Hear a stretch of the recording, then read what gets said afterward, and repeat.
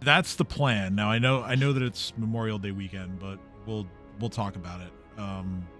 But yeah, that is the plan for right now. Also, hello, good evening. As I unmuted my mic during that. Back with some more Pathfinder, and I let me just make sure that the music should be fine. It's not like overpowering my voice. That's good. Okay, so we are not in Corvosa anymore. We're at Scarwall, and let's talk about how we got there. So you guys, after much deliberation, you elected to first make your way over to the Blackbird Ranch to drop off Aerloth and leave her in the care of Jason, as well as Vencarlo and Yolanda's Trinia, as Alexander has perhaps rightly come to the conclusion that Scarwall is no place for her. You also requested that Vencarlo, who is a fencer, train Aerloth in the ways of the hand crossbow, so we'll see how that goes. But nonetheless, she is in being not, I say held, but not really held in safekeeping while you guys are taking care of business here in the Scarwall region. From there, you guys went back to Corvosa, made your final preparations, and then you managed to procure yourselves not one, but two scrolls of teleport, thanks to Sarah and Reef being very diplomatic with the local shopkeepers. You teleported yourselves over to Scarwall without a hitch, arriving to find that Leori, as well as Sile and his Eidolon, were already present, hiding behind the bushes and getting sort of a lay of the land, as well as scouting the occupants of the Scarwall guard tower. There was a spirited debate regarding tactics, as far as like whether to just go in guns blazing or to try to negotiate or otherwise be diplomatic. But the plan that was settled upon was that you guys were essentially going to give the orcs like one chance to either just let you pass or just clear out and give you control of the guard tower entirely, before you would resort to your extremely efficient and violent ways. Yes. Naturally, it resulted in a fight. There were several really intelligent tactical moves from you guys, including Alexander's sort of like levitation and stealthy movement to take out the orc in the watchtower. There was also Sile, who elected to just cast a hungry pit on top of the ledge of the second floor to just swallow a couple of the orcs. Reef decided to make sure that those guys were dead by flying down into the hungry pit and slamming them in the face with his scythe, as per usual, as he does. The only potential casualty was an already injured Sarah, having been brutalized by the orc chieftain before Drek was able to baleful polymorph him into a horned lizard. She decided to rush downrange to assist Reef and got shot down by the orcs, but she has since recovered and has all of her hit points. So she's good as new. Yeah. You guys defeated the orcs and collected your loot. And we ended with you guys taking a rest in the area where you currently are. Let me get rid of the dead orcs. That effigy. I'm gonna remove the chieftain's token, although he's not dead. He is hanging out with Drek and Drek's spirit. He's got himself another real horned lizard for his spirit horned lizard to be friends with. His collection. But yeah, you guys found some pretty interesting loot. There's various composite longbows where Reef has taken one of those. He also took. He actually, if you think about it, he took both of the chieftain's weapons. He got the longbow and the greatsword. Alexander grabbed a amulet of natural armor. Reef found some feather tokens, which, we all know that's his thing. And there was still one potion that is unspoken for. So if somebody wants to claim that, feel free. There's also a bunch of breastplates, which I could just throw in like the loot pile if you guys want. I know like nobody really wears those. Same for the +5 strength composite longbow and the great axe and some other stuff. Into the loot. But yeah, I'll take care of that out of game. I'll throw everything into the loot pile. I know like some of you guys like never really jump at the chance to be like, hey, I want this loot. So just like to make sure everybody's happy. But yeah, so I did do a lot of claiming right at the end there.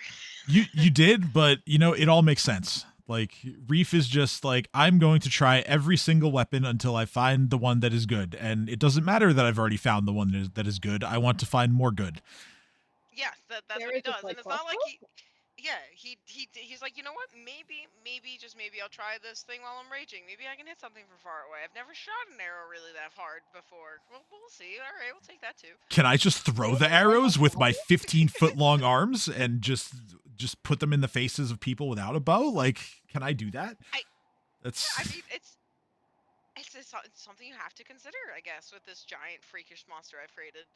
Reef is if Reef ends up becoming the king of Corvosa at the end of this campaign, I feel like Reef is going to like turn the town guard into absolute monsters. Like they're just going to be the most savage town guard of all time, like using completely unorthodox tactics to exact revenge upon enemies and justice for the citizens. You say like that's not the plan. Like we are totally taking over the place, and there's nothing that can stop us. Listen, I am fully aware of the plan. I want you to know I have scrolls of aristocratic nightmare prepared for any nobles who do dumb shit, and I'm going to just cast that on them when they're not realizing it. So any coins they touch just turn to shit. They turn to copper, and it continues happening ad nauseum until they start coming back to me, and I go, you know what? You could listen to me, and you could have gold coins again. Or everything you touch is copper. You choose. Yeah, let's just say like Reef is going to be bringing back the days, although albeit a more serious form of when nobles would get magically pantsed by the court jester. Except Reef is going to be way more serious about it, with much more like lasting ramifications. Just. I mean, it's not a bad plan, but I prefer the guillotine option personally. We even have our own professional executioner. That's true. You do. You do have Jabber waiting for you back at the old Piltz's Palace. That's now yours. I forget if that's been renamed or not. I'll have to go through my notes. But we have not renamed it as far as I'm aware.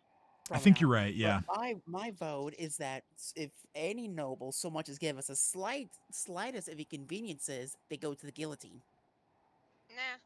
We need them. They make money. We don't need them, Reef. If we kill them, Reef, we can take over their empire, and they'll be our money. Also, this is true. They don't make money so much as they move money. Like, no, they usually have large swaths of land, and that's where most of the value is, because that's where all our food is grown. Well, I mean, they own the large swaths of land. We give the large swaths of land to people actually tilling it. Reef is face palming. And remove it from the hands of the aristocrats altogether. Looking through these clawed fingers at everyone, going, I'm not king yet. None of this matters. It matters, Reef, because instead of letting the stupid nobles do their own thing, we could kill them and put our people into their positions, and they do what we want. They're just our stupid nobles then, which the new ones will be anyway, because all the other ones are going to be in this castle, which we're about to go across the water of, right? Not if we make a really good example out of them with Jabber. Alright, at this point in time, I bought myself in the head with, like, a healing, because I would like to be cured. Yes, I was going to bring that up.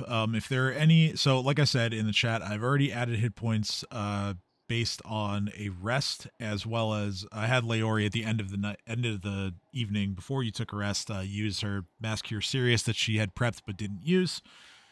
So if there are any other resources that are going towards healing, please let me know and we will use them. Also, I would like to know doesn't have to be right this second, but I would like to know what time of day that you plan on heading towards the castle, as well as what your approach is going to be. I mean, that could all be done through roleplay. I just need to know for reasons. Sarah's going to strongly suggest that we wait till nightfall so that we can be sneaky. Now, this is with the No, understanding. that's when gargoyles are active. I suggest dawn instead. I would also like to add, as like part of an addendum to the recap, that you guys in the aftermath of the battle cut up the defeated orcs and used some of their body parts as well as supplies that you scavenged from inside the barracks.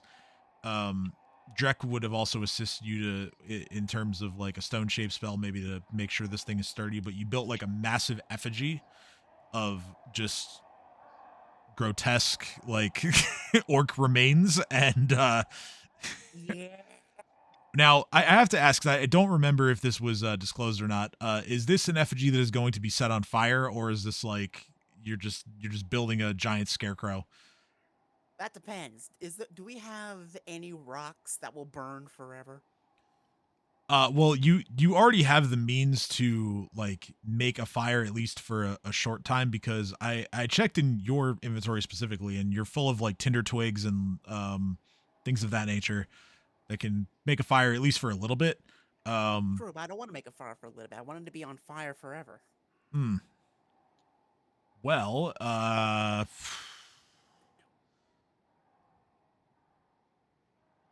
I don't know. Maybe somebody has like some like you take like a lantern and you just dump all the oil all over it. I don't know, but The oil's too precious. You really want to do you really want to do things without using anything. Yeah, pretty much. I want to do the thing, but I don't want to use my resources. They're precious. But in that case, no. It's just a giant scarecrow. Okay, so a massive scarecrow made of orc viscera and rocks and other whatever materials managed to make it sturdy. That is now prominently on display. This brings Alexander an unreasonable amount of joy.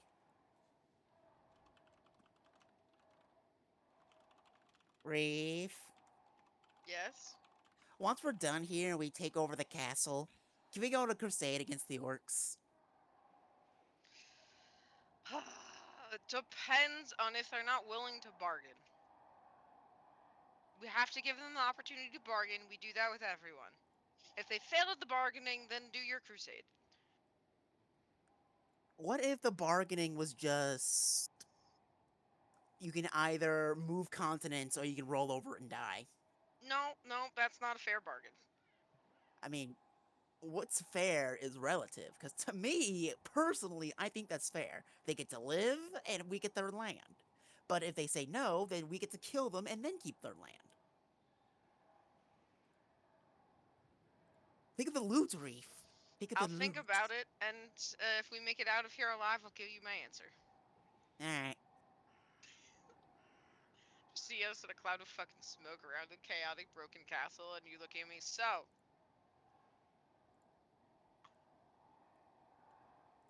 So?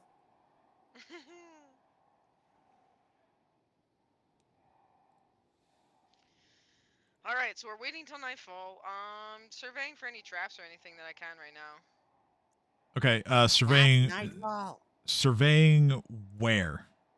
No, like right in front of us, like from where we can see, making sure that any place we're gonna hide off is not going to fuck our day. So yeah, I think we're still in a bit of an impasse as far as like nightfall versus dawn. I know there were different opinions. My point is, regardless of everything, I would like to make sure we're not about to be immediately spotted or stuck in a trap, and I'm looking for those things. Okay, is so that clear for everyone? Yes. Yeah. So go ahead and roll perception. I will have you check land, sea, and air for different things. Thank you.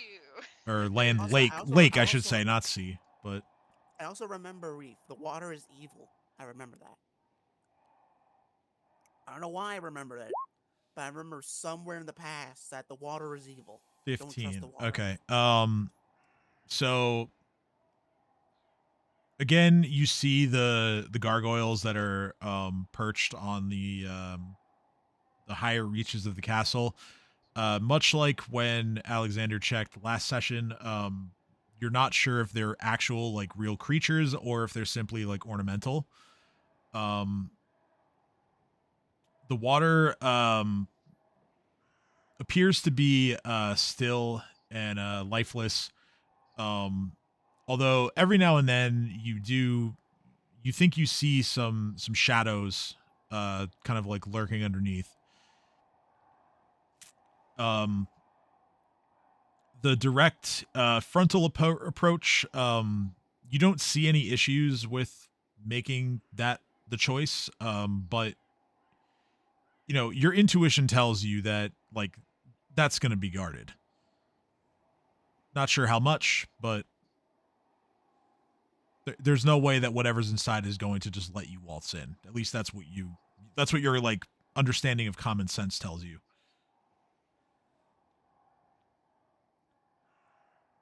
There's common sense in this party. I mean, Reef does possess it, even though it's it is at times fleeting, but it's there. It's our common sense because we are so experienced with killing things that we know the best way to do it. Ah, yes, the collective common sense of the Horde. We have one functional brain between all of us. That's how the Horde works. And that one brain cell is dedicated to killing. It's a hive mind. What do you mean? Marks would be so proud of the Horde. My understanding is that Sarah is like holding out on you guys a little bit, and like the rest of you all like share 1 to 2 brain cells. Yeah, no, Sarah is the one who is the one like side brain that like rattles around and goes, "Shut up!" and then takes control of the situation when things get really to shit in like human areas, and then anywhere else the hive brain takes over because well we usually just have to smash things. She occasionally shows up like, "Yes, I know things." We're gonna shut up now, Horde. Alexander's left and right brain is committed to one word, and that one word is kill. Well, here's the thing. Sarah accepts that she cannot control everything and thus doesn't try. She accepts, though, that she can guide the Horde to make better decisions in civilized areas, and they listen, and you don't want to push that luck. You don't do it every time, which is why the Horde listens. If you did it every time, the Horde wouldn't pay attention at all. That's how that works. So. It's like children. We're waiting till dark, when things that can see us at night can kill us. So, where are we hiding? Because the gargoyles are going to see us at night regardless. Where are we hiding until then? In our makeshift figure it out shelter, obviously. Or what we could do is use that second spell scroll of teleport to get a giant mole, and we can dig into the castle. I have boats for us to go across the moat in. There's can many ways. Boats dig? I can. Oh, really? So you can dig as efficiently as a giant mole? Who said efficiently as? I did not. What is it with you and the giant mole? It's gonna work. Okay, you have to realize that that's the kingdom he has control over. Of course he's going to want to utilize the things he has any power over. Yeah, don't you know, back in the 9 layers of hell, there's just giant moles that make the tunnels between all the layers of hell. You learn something new every day. Staring at him. Like, how the fuck did you get Reef to believe this crap? Because it's the truth, Sarah. Sarah is just staring at you open mouth like, what the fuck?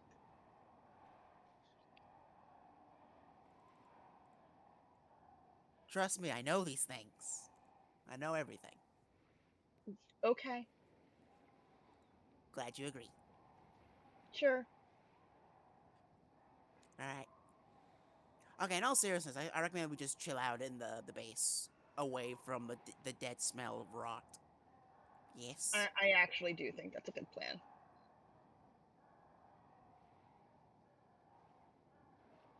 Okay, so you guys, you just bide your time. Excuse me. Hanging out away from the death and the rot. So am I to assume that it's now a nighttime attack plan? Yeah. I think we said dusk. Dusk? Okay. That's fine. So you wait until dusk. Wait, sorry, was it dusk or dawn? Well, I heard nighttime and I also heard dawn. So I heard nighttime. So I those said are very different nighttime, things. and then Sin said no, we should wait, or Who's Alexander Sin? said no, we should wait for. You said dawn, right? Dawn. Dawn. The Okay. gargoyles are gonna get us. Okay. So then, sorry, I meant to say dawn, not dusk. In that case, then you spend the day planning with the agreed intent to make your move at the next dawn. So that's going to be more rest hit points for people. Okay, 13. All right, good. Cool. Everybody else was already full. Okay, so assuming that you guys are spending these tunnel of love tokens to make a swan boat, when dusk arrives, Reef goes ahead and produces one of these tokens, and he spent the time period doing his best to grab like broken brush and stuff, so these rafts are going to be semi-camouflage when they happen. So yes, they're going to be swan boats, but now I'm going to have just debris and stuff, so I'm going to do my best to just kind of make them look like they're patches debris flowing through the lake-ish river area. Okay, rather than boats. Just to be clear, you're only gonna need one of these to ferry everybody. Oh, okay, awesome, perfect. Then I only need to. That's even easier. Awesome. Yeah, one of these boats can carry like 30 medium creatures, so you're good. Wait. All right, so you guys begin to make your way in this swan boat across to the other side. Let's see here. I'm watching the water because I don't trust it. Yeah, make a perception check, please. Come on, advanced eyeballs. Don't fail me now. Yes. 32. You are quite certain that you see a creature lurking in the water that might want to make a meal out of you. What is it? Well, it's... I'm just gonna, for the sake of putting you guys on the map in the water, that's where you are. And it is one of these. It's gonna be a dragon. Oh, that's even worse. The fuck is that? Yeah, I'm the one who spotted it, so I'm just go, Reef, we have a problem.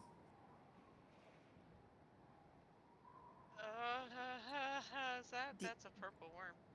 Hey, Reef, do you remember that worm you got eaten by the other day? This is worse. Purple worms are worse. No. It's back. Get off the boat, onto the shore, away. Okay, so... Bro. Yeah, we're gonna... Okay, out of character. DM, is this actually a purple worm? It's a variant of a purple worm, yeah. Oh god. Don't let it bite you or you're going to die.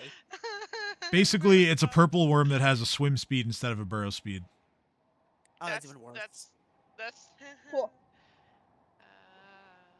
So what we'll do is we will have we'll do a group strength roll for making the boat go. Oh, it's a malted worms. Go boat. Yes. Sorry, just give me a sec. Actually, wait, hold on. Have a second. We might not need to do this. Let me just read the specs about the boat itself. Okay, actually, no, we don't need to do this. The boat is faster than the worm.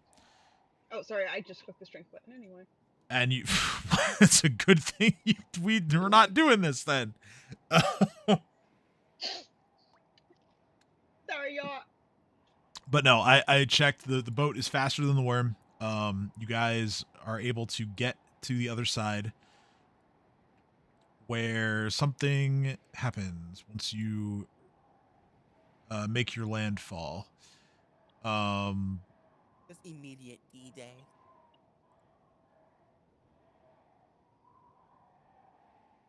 Oh, what the hell? Sorry.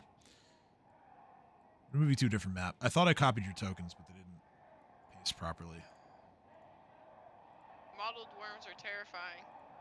The aquatic worm is a mottled worm, effectively, and they are terrifying. There we go. You're welcome, Rafe. You warned me that the water is bad, and you were right. You were right. When will you learn, Reeve? I am always right.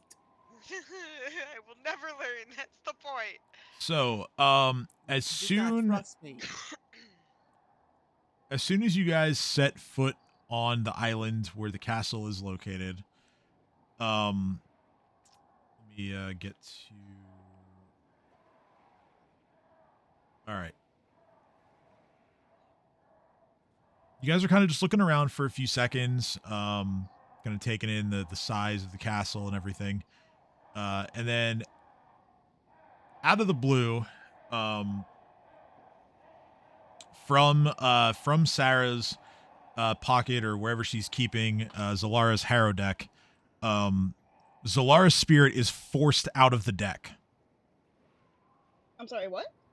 Her spirit just manifests before you, just unannounced, as if it has been forced out of her harrow deck.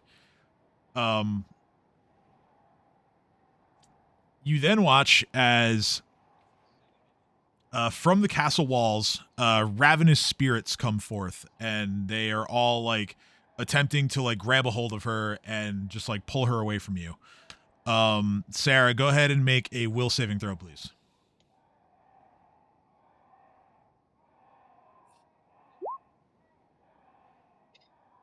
All right then. Oh, I don't laugh. I'll cry.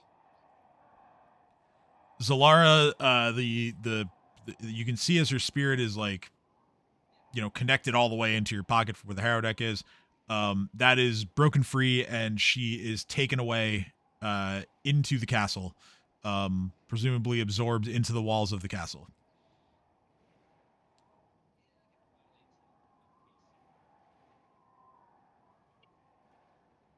Well, shit. All right, gang, all in favor of murdering the entire tower? Although, to be fair, they may already be dead based off of that. Well, we'll make sure they're properly dead. Dead things aren't supposed to move. To be clear, real quick, this doesn't like remove any hero points that you guys have. It also doesn't stop you from gaining additional benefits when it is the encounter that you drew in the choosing. All this means is that the harrow deck for now is just a regular harrow deck of cards. It's not magical. It's not anything. It's just a harrow deck of cards. Right, but that doesn't change the fact that the entire tower must still die. Wait, they took her.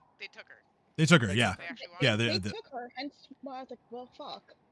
Well, Reeve, no one takes anything from the Hoard without dying. Can't Reeve have a moment to process? No. Murder. You can have a moment to process. Can I not also assist in the throw of saves? I was looking through my abilities. I don't know. I wanted to help. Actually, that's a good question. Can there be assistant in the throw of saves? Sarah can definitely be assistant. But that's all up to. No, the saving throw is the saving. I did not like that. No. Because I'm gonna be honest. If this is what's gonna happen tonight, we're fucked. So the saving throw can only be made by the carrier of the deck, and only if it's higher than Zalara's save, which it is. So yeah, that's why I asked you to make it. No, I understand. I just can hope. I have a 50% chance to negate crits. Have we been doing that ever? No. Well, I have a 50% chance to negate crits when I'm blood raging, so let's remember that. Yes, please remind me of that moving forward. This is my reminder. Okay. Remind me that I reminded you. Okay, that's fair. Fair. Okay. All right, so you guys now minus Zalara make your landfall. You are located. This music is really dramatic.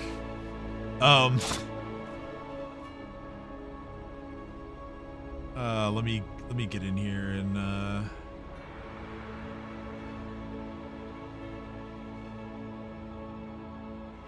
I hope the music is inspiring.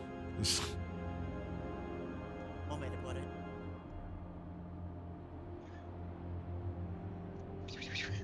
My dumbass. Time to go get your ghost friend back.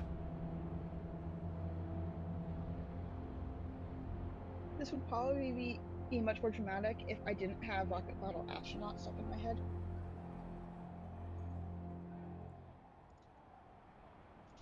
Okay, so you now find yourselves at the northern end of the causeway, where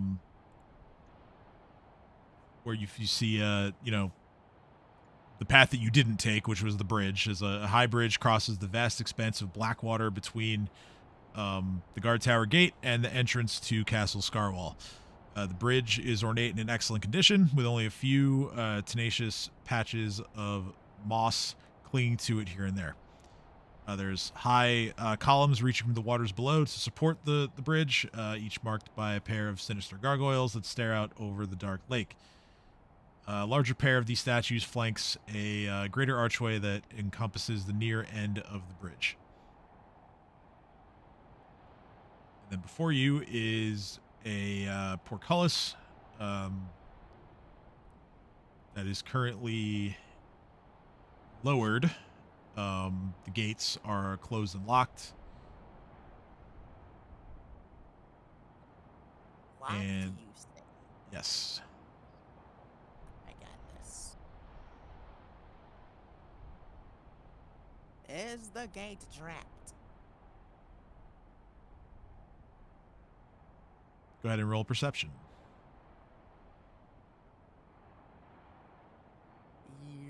Right. 26. You feel pretty confident that it is not trapped. Alright, once we all get out of the boat and away from the purple worm, I will attempt to unlock. Wait. Is there anything behind the door? I found my other character. Damn it. Let's see.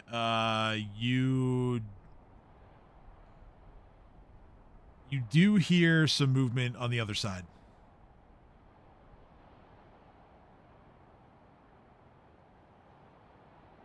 Alright. I use our top secret, totally legit sign language that says dangers behind the door. I feel like we do have a basic set of hand signals that we all use at this point.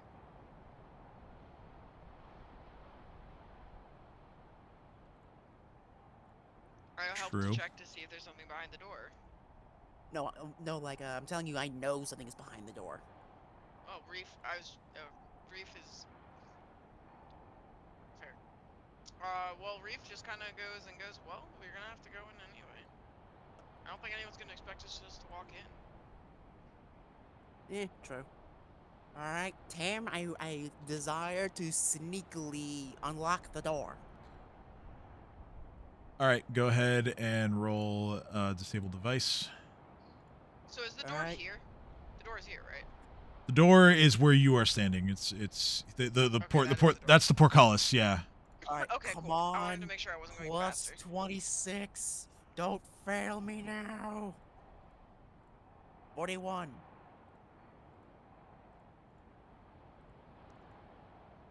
Let's see.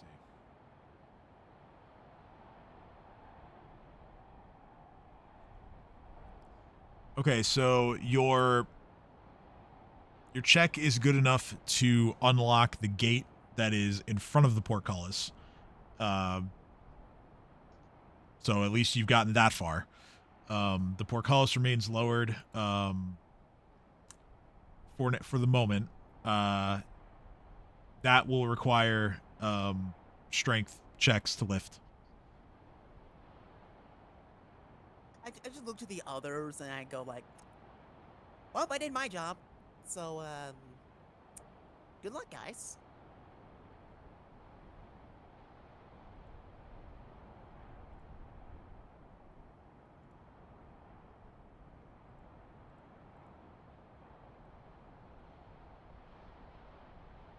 Oh, I don't like that.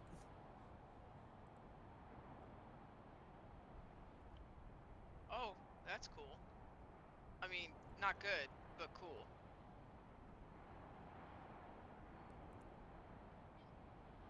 Alright, we have to use raw power to open this thing. Something tells me that Selva's going out the window. I knock on the portal and saying, I request entry. Okay. Roll diplomacy, please. There's no reason we can't be civilized in our attempt to go into the castle. These are nobility. There are proper terms and understandings that are at least some semblance honored. So I'll try my best at that first. That's perception. What the fuck? Diplomacy. Hey, that's good. It's a good roll. Let's see. Does this guy? He does speak languages. Okay, that's good. He goes. Oh, let me give you the picture of him. So he's a skeleton. Giant skeleton. Well, the man is a skeleton. Oh, that's the wrong thing. Didn't want to show you. Didn't mean to show you that one. Show you this one. Flashed in. Yes. So this is a skeleton that is clad in full plate, and he's got a big old shield and a lance, as well as a longsword. And he has a mount.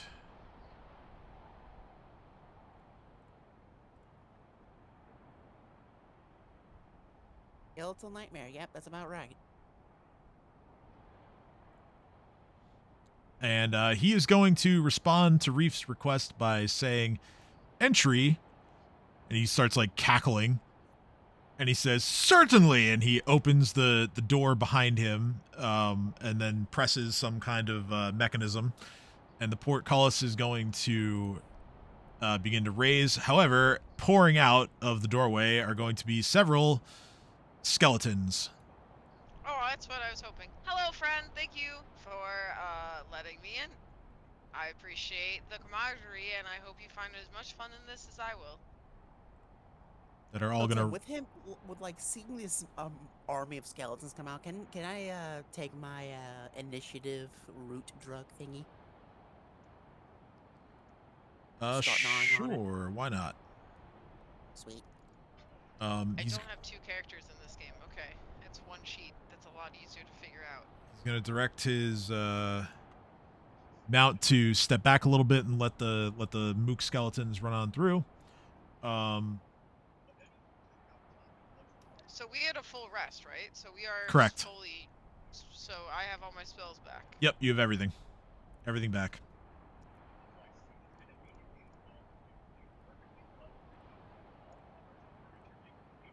Just because I feel like I'm gonna shove one in Reef's mouth too. I only have one level 3 spell available to cast. That makes me sad. I better hold on to that. Good old watch root. Well, I definitely have more than 2 level 1s. I have more than 2 level 2 spells, right? Wait.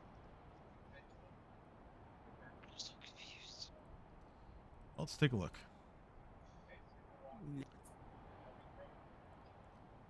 Blood Rager can cast 12th level. I can cast anything. I don't have to have it checked, but I like checking them randomly just to like know how many I have left to cast. You should have. I feel like I should more spells.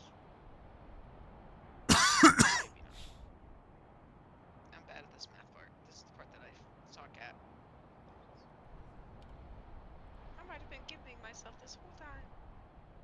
Yeah, you were short 1 second level spell slot. I've now fixed that. So you should have 3. Thank you. Yep. Thank you. Now would be a good time for Fireball. That's a 3rd level spell.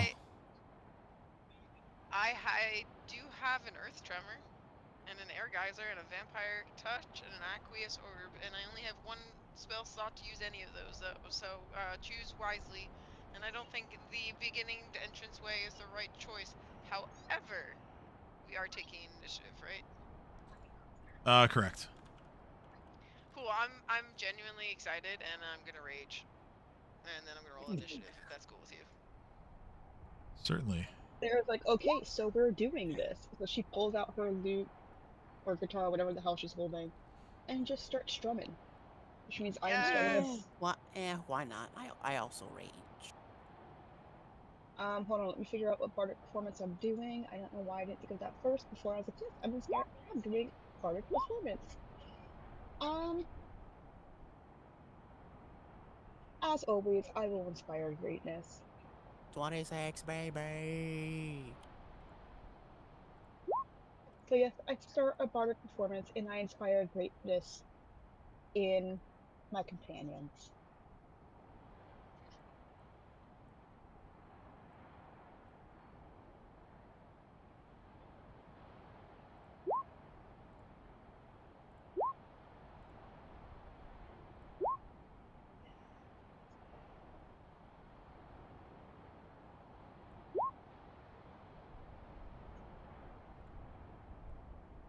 Yeah, the rolls are not with me today.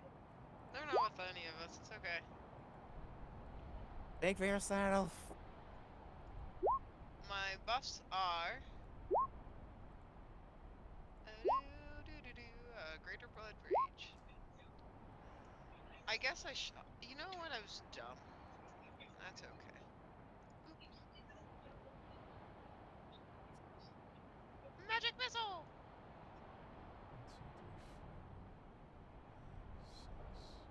Oh, hello, edibles. They've kicked in.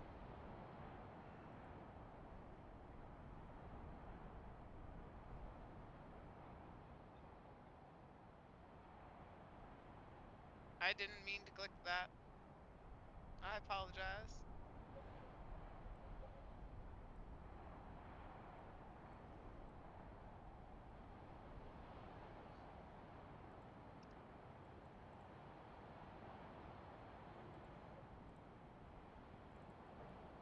I need to... This map is very crammed. I need to turn off the nameplates on these guys. Oh, god damn it.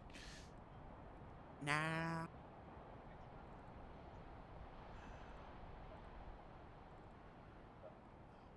Keep losing these fuckers because...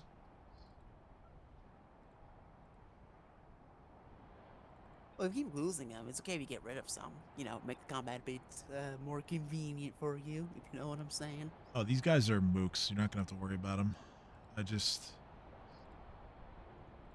get annoyed because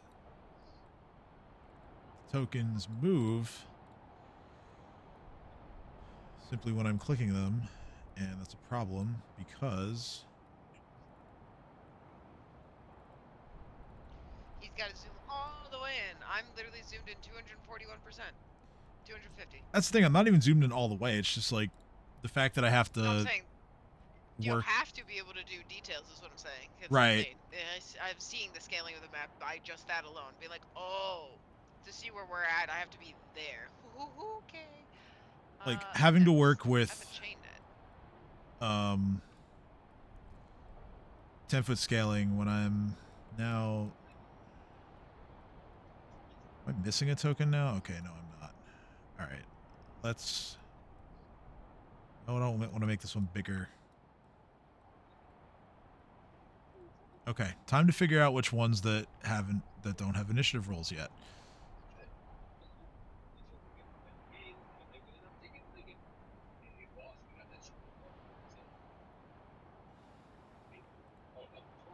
I think you do. I was right.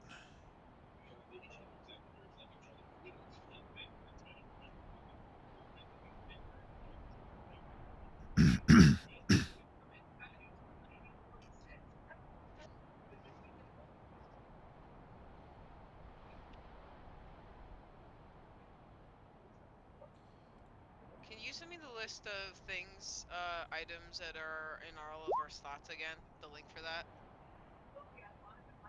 Oh, like the spreadsheet that I have? Yeah, one sec. Yeah. Appreciate that.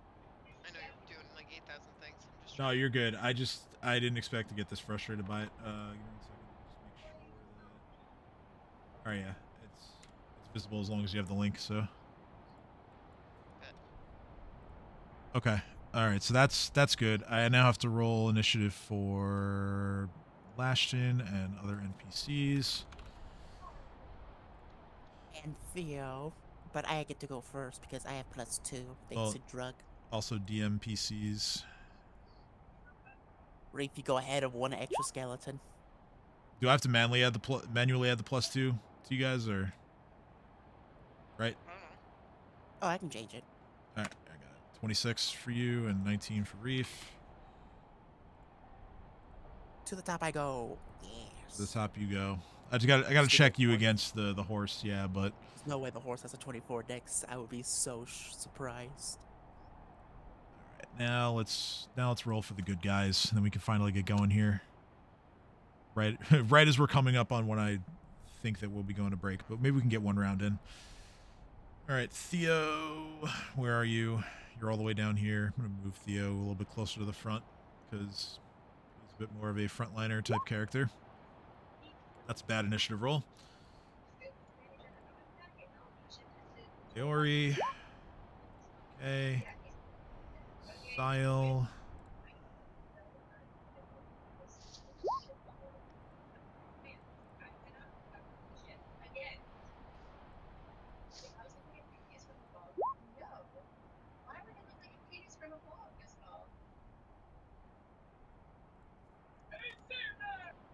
Kim, your mic's picking up your TV. Got you, my friend.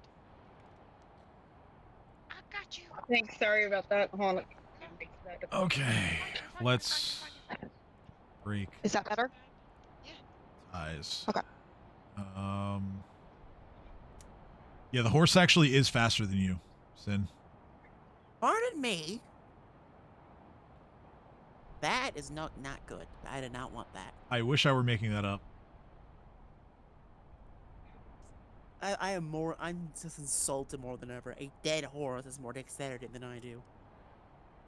It's Lashton's Horses with dex fast. is better than we don't have Sarah's.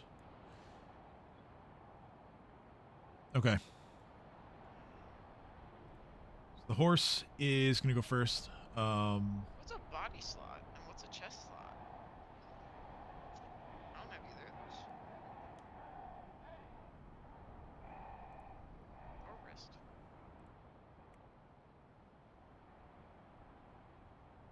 All right, so the horse is going to kind of just reposition a little bit with Lashton remaining on his back.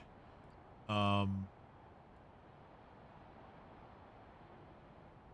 it's just going to await orders. So we'll go to Alexander's turn. Yeah. Is he within range? Yes. I'm gonna start my turn with him. Turn on to weapon fighting. Turn on Piranha Strike. Rex Abandoned, just why not? Alright. Angry Kukri.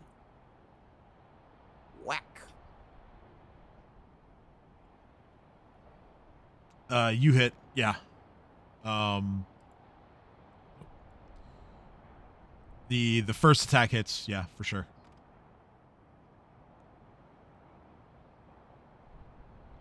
Alright, well with the first attack hitting, I'm gonna do sneak attack because I already know these guys can't be feared. And I'm gonna lower that guy's AC.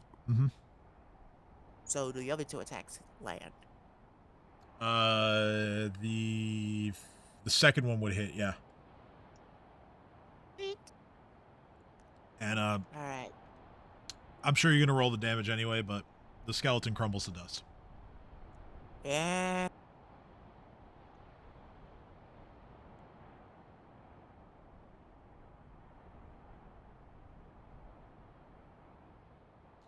Beautiful. That's a lot of damage. Boots are made for- Nah, these are rookie numbers. You say that now. Wait till later. Okay. Alright, then I take a 5-foot step. Mhm. Is your boom. And then I attack this one. Yep. 5-foot step. Continue attacking.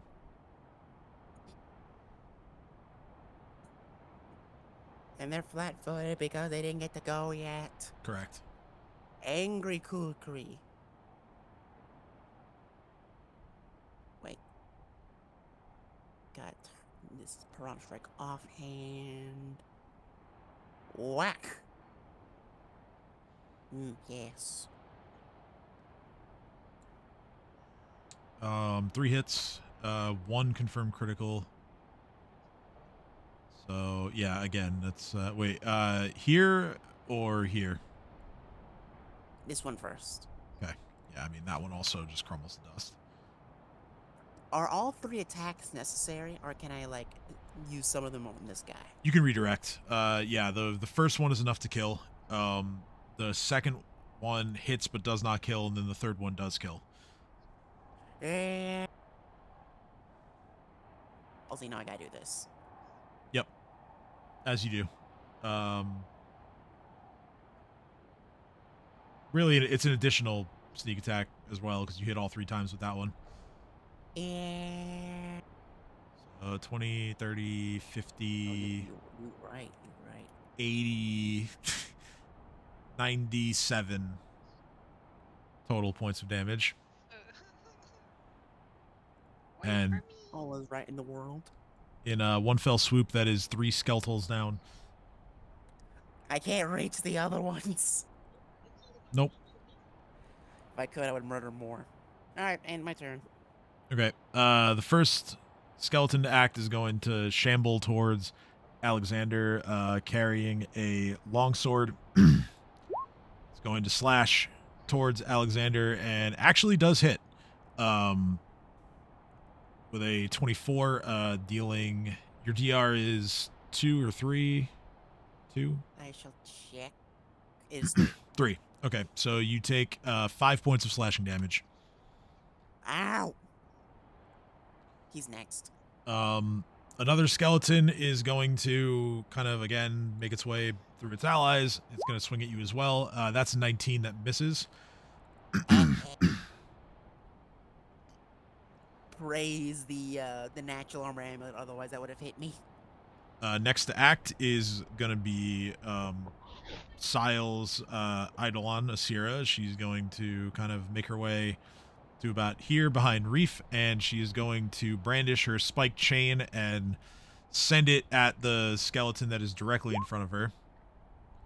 She rolls a 22, which connects. She deals 19 points of piercing. Actually, no, sorry. 14 points of piercing damage. These skeletons do have a little bit of resistance to piercing weapons, and that skeleton, unfortunately, still stands for the moment. In retaliation, it's going to take a 5-foot step towards her and try to hit her with a sword. And it misses. 23 does not hit her. Reef's turn.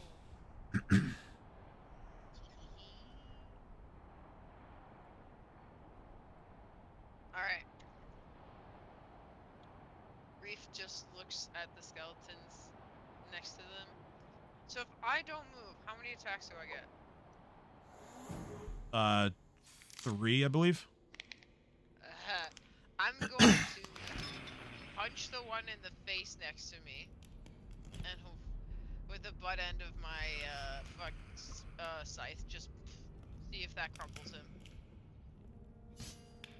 Okay. He's flanked.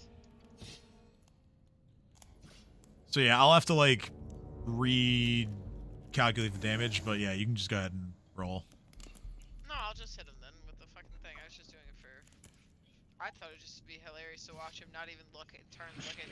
Yeah, I mean, watch him fall to the ground and then turn around and it's full swing at the one behind him. yeah, that one only had 3 hit points left, so yeah, the butt end is gonna just, you know, the skull just explodes like as soon as you make impact. It's just really strong impact from you there, and yeah, it's done for. You can then swing at I think, yeah, this one, or even this one would be. Oh, he moved again. That one would be technically within your reach. I'm gonna swing at the one that. Which one looks more messed up to my eyes? Neither one. All right, then I'm just gonna swing at the one that doesn't expect it because he's still within my reach, and couldn't I hit him? Just to scare the shit out of them all. Just extend our arms and go. Sure, yeah, your arms are just naturally a little longer, right? So yeah, that would give you 15 reach. So yes, you bring your scythe down on top of this skeleton, dealing 35 points of damage to him. I have to start counting on dead Bane now because you're in the castle, or right about to be inside the castle. Yep. That skeleton. I'm inside the portcullis. That skeleton crumbles to dust. And you are raging, right? Yes. All right. So you have enough DR that you're not taking any damage from these. The third one is a miss. I'm gonna just bellow at them in laughter and just going, "Thank you for letting us in." Horsey, come back and play. And then I end my turn. Okay, the next skeleton is gonna like shamble past and just move to try to surround Alexander, as they are even for skeletons the movement feels a little robotic. Like you'd think that maybe they're being controlled, but either way, this one is going to move to flank and surround Alexander. Is going to swing his sword. It's actually going to crit. Alexander suffers 16 points of slashing damage. Dang it, not to use one of my wands, my resources now. Okay, I changed my mind. He's dying next. The next skeleton to act is going to charge at Reef. Just really recklessly swinging its sword. That's a 16 that misses. Or no, I'm sorry. It's a charge, so he gets +2. 18 that hits. Reef takes 9 points of slashing damage. And now it is Leori's turn, and Leori is going to walk her way through all her friends, and she's going to say, "Oh boy, this is so exciting. I have lots of skeletons to destroy." She's going to forgo casting her sadomasochism that she usually casts for now, and instead she will just take out her spike chain and is going to hit but not kill the one that is next, the one that just crit Alexander. This is a piercing weapon, so it's less damage. She deals 6 points to the skeleton. On Sile's turn.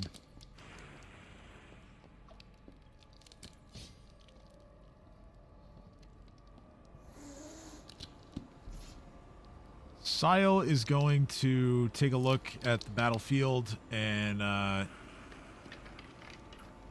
in his estimation, it would probably not be very wise to put another hungry pit right here. So instead, he will move to his Eidolon, and he's going to give her haste.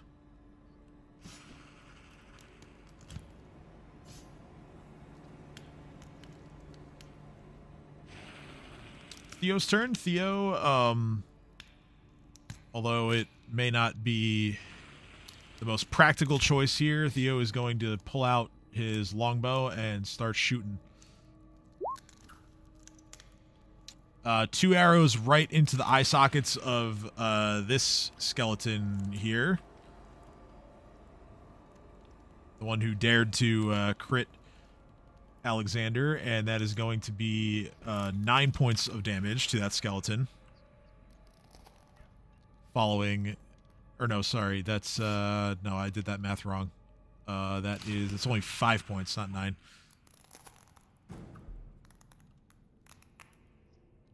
following resistances. 2 more skeletons. One is going to take a 5-foot step towards Alexander. The other is going to move this way. Both of them are going to swing their swords. They're going to target one on Alexander, one on Reef. The one attacking Alexander... I'm going to lose my mind with this fucking Roll20, this book, I'm telling you. Thanks to flanking bonuses that hits, Alexander takes 4 points of slashing damage. Reef is also hit. Reef takes 5 points of slashing damage. It is now Lashton's turn.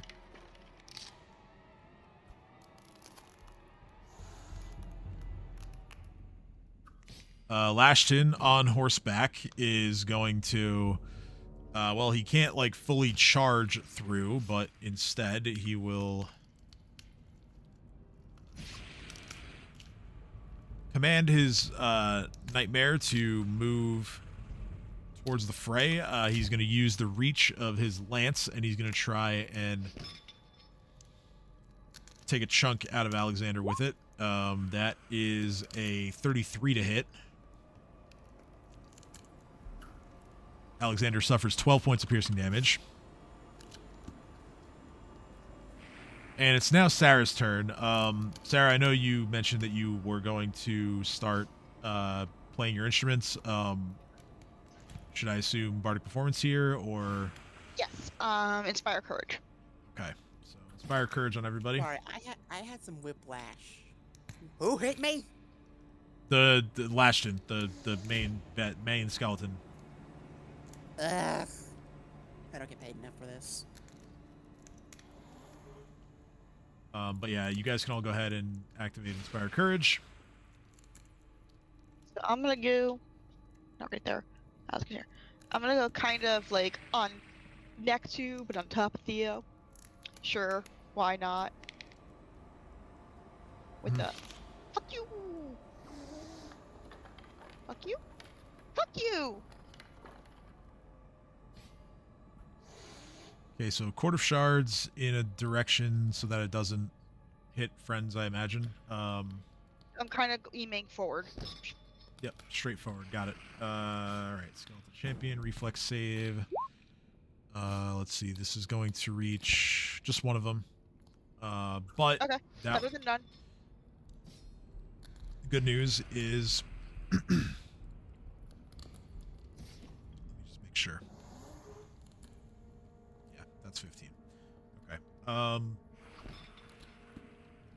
Good news is that it's a failure on the save. And that damage is resisted. So it's going to take 4 points of piercing. Okay. And though it appears severely damaged by the Court of Shards, it still is able to fight.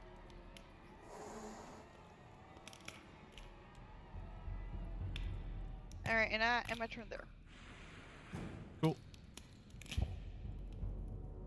Top of the round, the Nightmare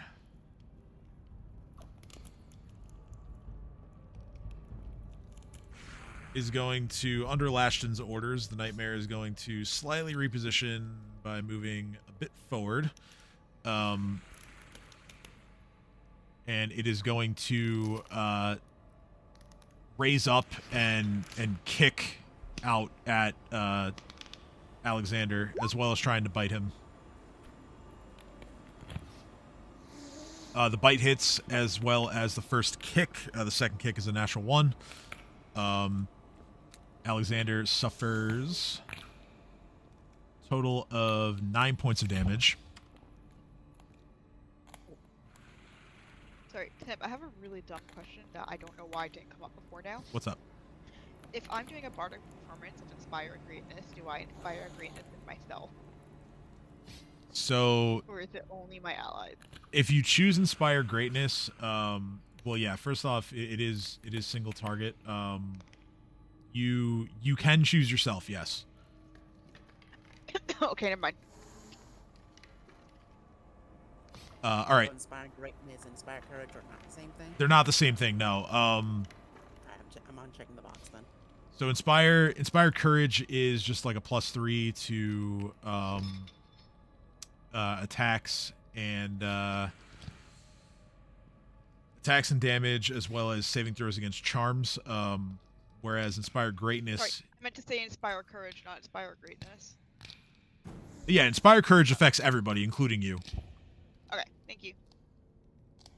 But yeah, greatness is like single target, and it's also an attack bonus, but it's also a bonus to like fortitude saves, and you get some temporary hit points. So they are different. But yeah, it's Alexander's turn. Sorry, I just wanted that resolved. Thank you. Yeah, no worries. All right, question. Can I read you, Ashton? No. Actually, hold on. Yeah, no, not quite, because he's. I know what his token looks like, but he's on horseback, so he's further above you. Sorry, it's got like a dry hit horse. spot. You can definitely hit the horse. Yeah. All right, I'm furious, so I'm aiming for the horse. All right. So you go ahead and try to attack the skeletal horse. All right, first things first. Let's turn up our on strike for this first attack. Why not? Yeet! Pretty good. Pretty good. All right, so I have 3 hits, 3 regular hits, no critical in the second one. I can live with that. That is. Let me check for resistances on the horse. Okay, same resistances as the skeletons, so that is gonna be 46 points of slashing damage. Let me see. I don't get sneak attack anymore, so let's just keep swinging.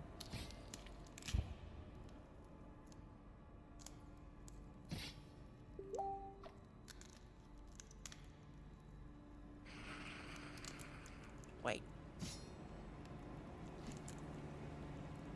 What's up? Oh, I'm stupid for real. So, I forgot I had Piranha Strike offhand checked, because I didn't, so I checked Piranha Strike, so I had, like, both buffs going. Okay, so what numbers need to be adjusted? Let me see, so, -6 to all the damage. Okay, so, alright, that's individual hits too, so that's 13, 14, 16. So that is 43 minus resistance. Okay, so that's 28 points of damage then. Yeah, I can live with that. Wait.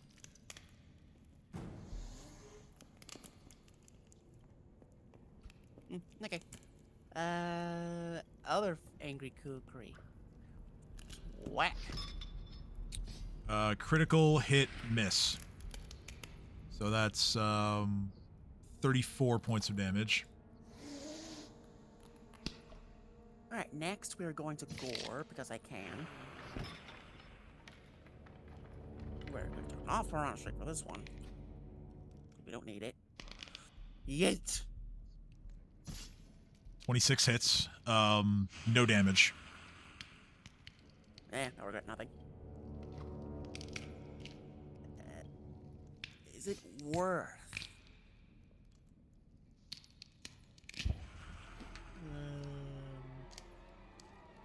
No, it's not. I'm not wasting my bite. I will instead tap my boots of speed, and I will hit him again. Okay, so you grant yourself haste, and you get 1 additional attack with your main hand weapon. Indeed. Oh, by the way, I'm lowering the horse's AC, obviously. Whack! Okay. Beautiful. We just make sure. Okay, yeah, that doesn't change. So when you would have lowered it with which hit? Oh, never mind. I'm not getting sneak attack. Ignore me. Oh, right. Okay. So yeah, that's critical miss. Yes, you Well, had. only take the first one. Right. I'm sorry. 19 minus resistance is okay. So with your last hit, you actually cut out the horse from under Lashton, and the horse is destroyed. Oh, let's go, baby. I took all my attacks except for one. I likely would have done more damage. Oh, I'm so good at this game. Fuck you, Lashton, you bastard. So Lashton is now Sans mount. And I've just gotten the word that dinner is ready, so we're gonna take a short break here. I'll try to be quick. Alright, So before we like, go, I need to do something real quick. yeah, sure. That's perfect I- timing. But before I talk shit to Lashton, I'm gonna look at Reef. I'm gonna look at him, look at the dead horse. I'm gonna look back at Reef, and like I start pouring like, you see that? You see what I did? 100 health to 0. I am the greatest, and don't you ever forget it. I was gonna say this is perfect timing since my dinner is about to arrive. So Lashton just points at you with his lance and just screeches at you. And I screech back. good. All right. So we're gonna go to break. Figure like 10 to 15 minutes. We'll be back. I'm gonna enjoy some cake. Yeah, have some cake. We'll see you then.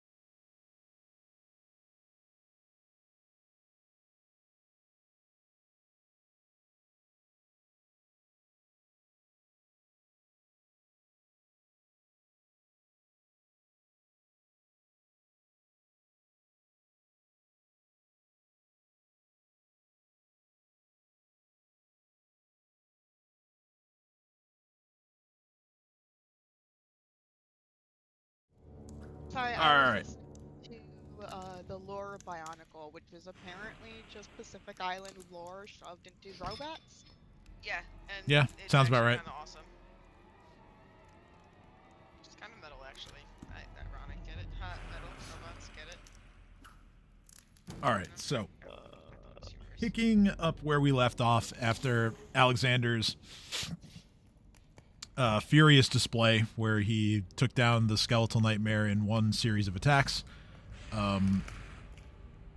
Two of the skeletons that are next to him are going to retaliate against him for his transgressions. Both of them are going to hit, dealing 15 points of damage to Alexander total.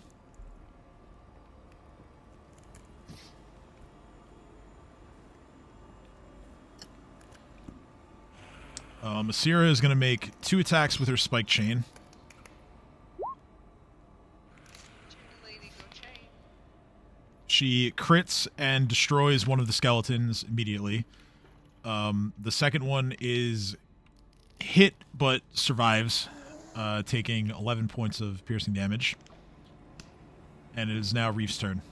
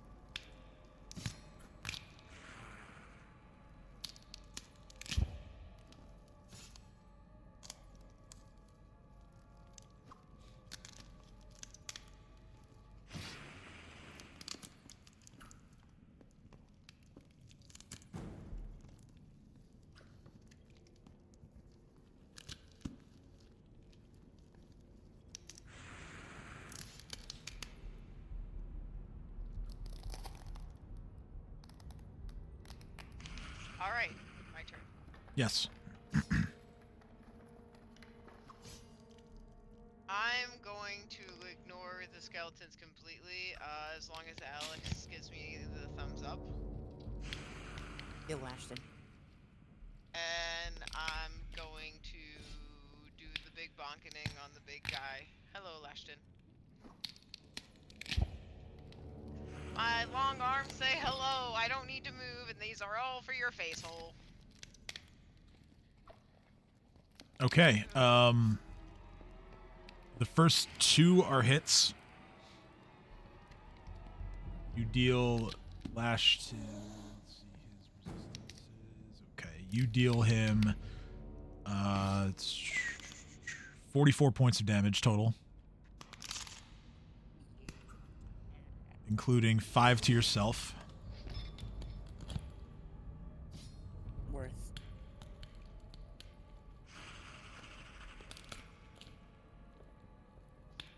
Shooting myself in. I'm gonna yell at the tiny ones and said I'm gonna deal with you later. You're dust. You're nothing but dust.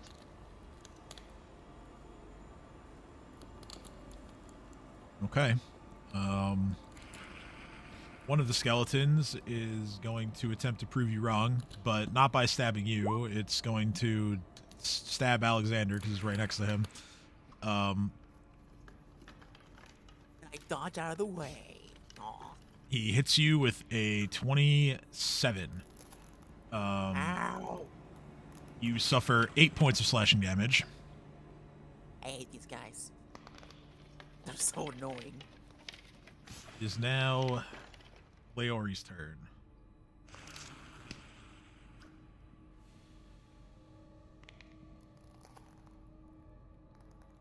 Leori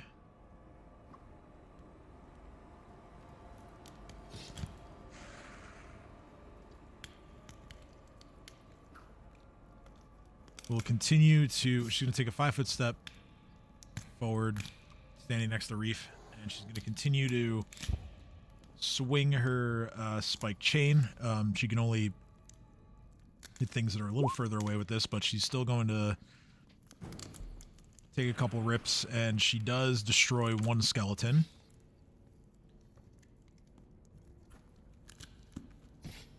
The other is hit for 7 points of damage.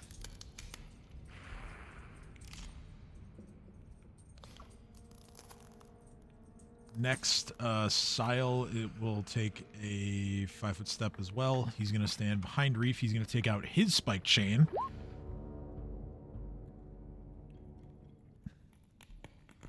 A lot of very crazy hunts, but I think these guys is god.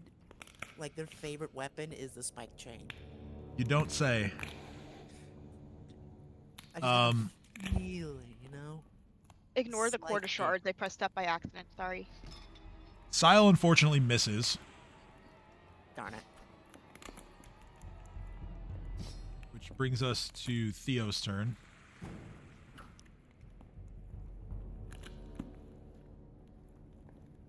Theo, seeing that all the enemies are still at least 5 feet away from him,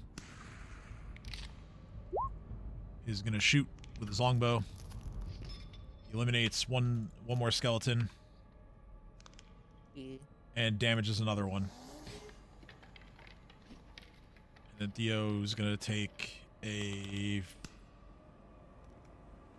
5-foot step forward since he can only do that much.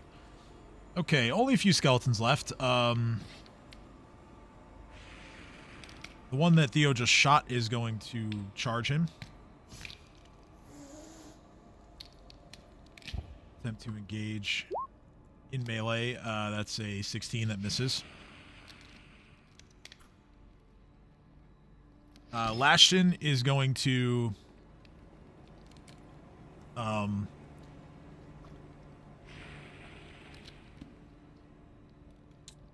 you're going to see his sort of eye sockets flare a little bit with some kind of magic.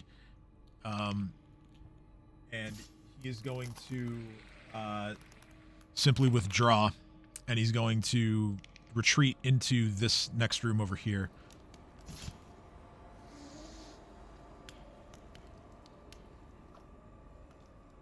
Can actually go a little bit further.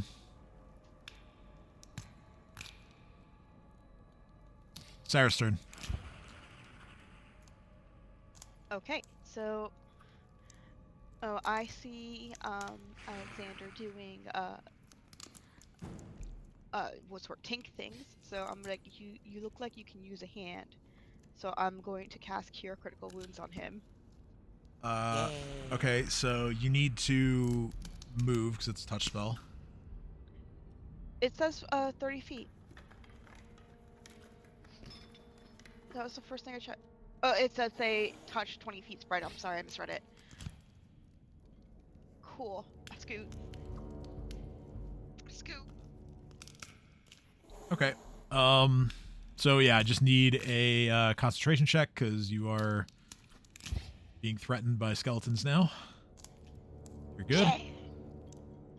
Oh. Alexander recovers 43 hit points.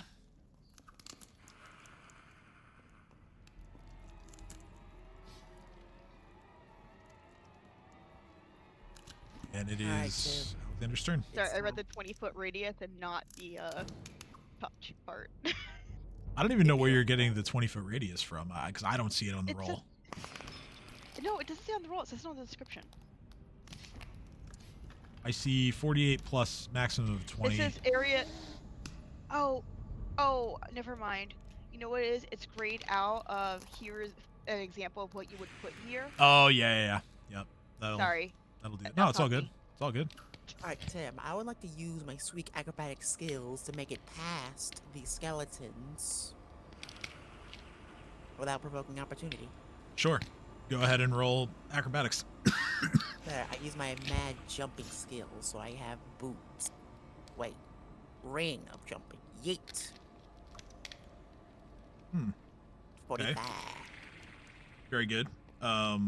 You expertly vault your way past the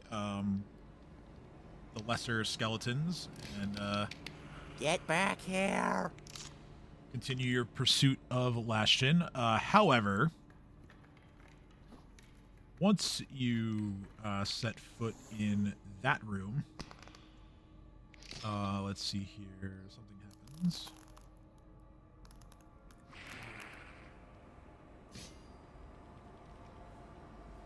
Okay.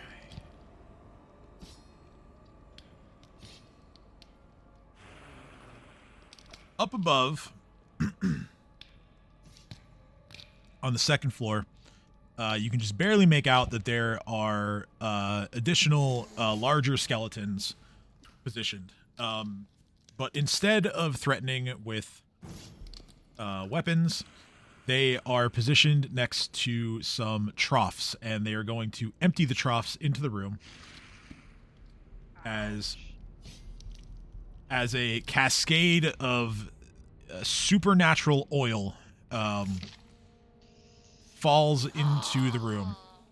No. Oh. Stupid. Alexander, and only Alexander, please make a reflex saving throw, please. Big money. Why would you go in on your own? I wanted to kill the guy.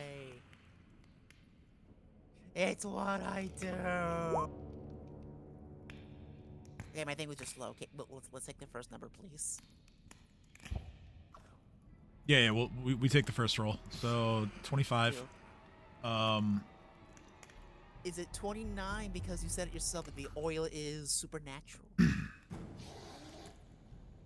So this isn't a supernatural ability. It's just oil that Yeah, has been fair enough. treated.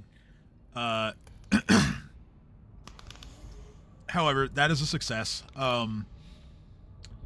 You take after resistance, because you do have resistance Wait. to what this does. I'm a rogue, aren't I? Don't I have like some kind of dodgy skill? Oh, correct. Evasion. Let's see here. Yeah, you have evasion. If she succeeds on reflex saving throw, gets correct. an attack, Okay. normally does half damage on a skill save. She instead takes no damage. So yeah, this supernatural oil hits the floor, and you dodge out of the way. You take no damage. Weirdly enough, the oil is. You would think like something spilling hot oil, the room would be like burning up, but instead it's freezing cold.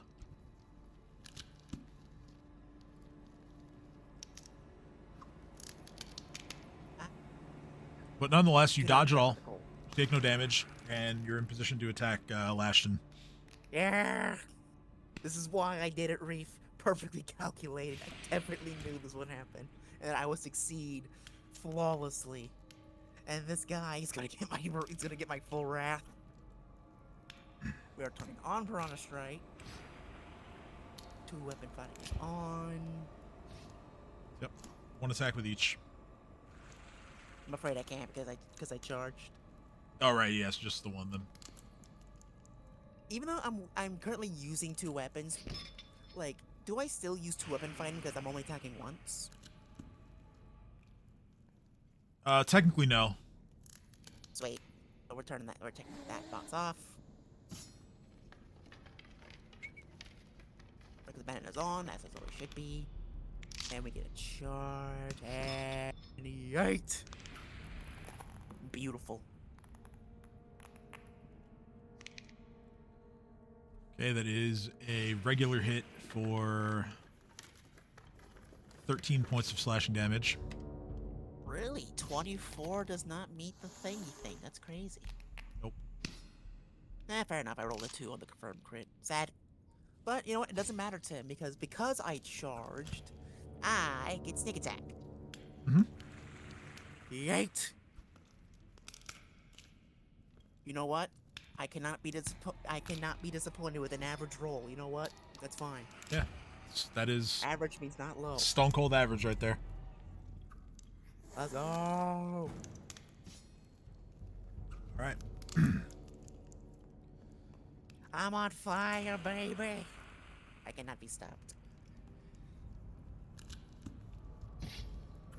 Okay, so while the floor remains cold to the touch, there are no further effects from this cold oil.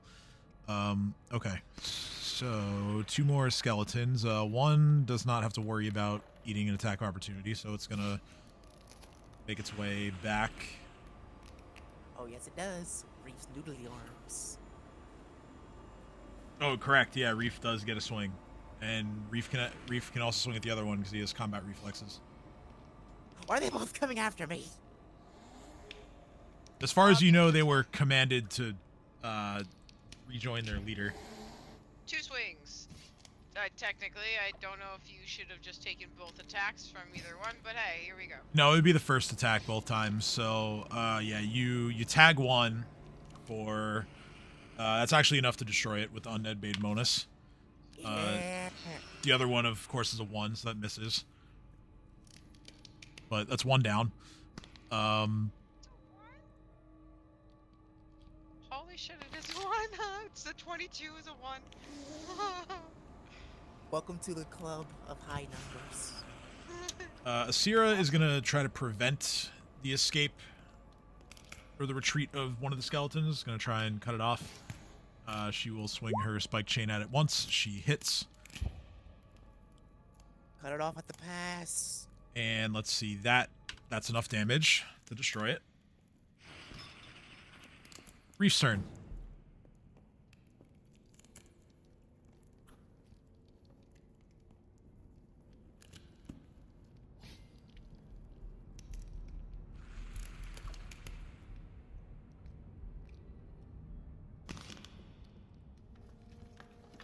One that I just forgot to delete.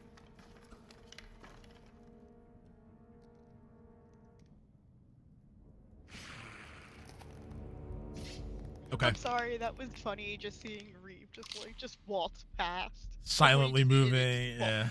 Just waltz past, like, well, okay then. Yeah, Reeve had nothing to say. He went, okay, well, they're dead, and around Ed, there we go, and then I came right for Lashton. The last words Alexander told me was kill Ashton. I am Okay. following that command. You connect with your swing. You deal 23 points of damage to Lashton and 1 to yourself. Lashton, get over here. We were talking. Am I standing on a guy? You're either standing on or hovering above. If you're flying, I'm not sure which. Yeah, I'll fly above him. It's easy.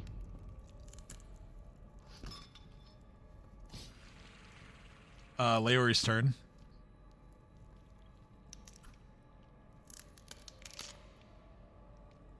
She will move 10, 20 feet. Reef, you just hear behind you, you know there's a guy right under you, and she's gonna swing the chain, and that's a critical hit. And the skeleton, you hear the sound of the skeleton crumbling beneath you, Reef, and then Leori just goes, oh, not anymore. There was a skeleton under Reef. Reef breaks the silence with a chuckle and looks at Lashton and goes, hey, buddy!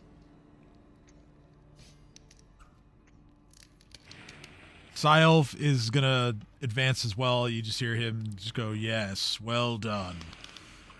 And he cannot reach Lashton with his weapon, but he estimates that you guys have it under control, so he's just gonna hold. Theo.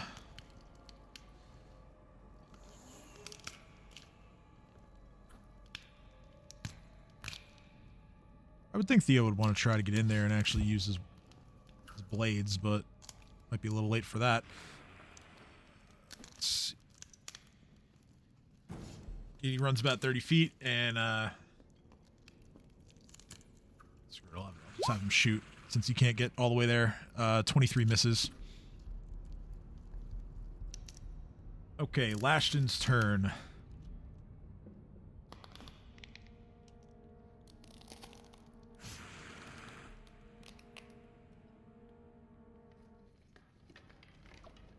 Lashton, furious at the destruction of his mount as well as his army of skeleton mooks and the fact that his little trick with the cold oil didn't work, he is just going to take his lance and attempt to just run it right through Alexander. The first attack is a critical. The second hits as well.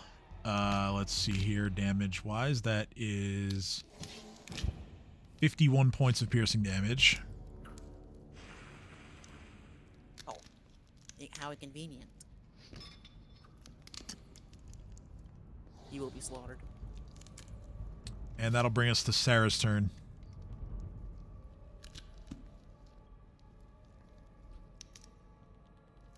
Sarah is going to run forward. Right about there.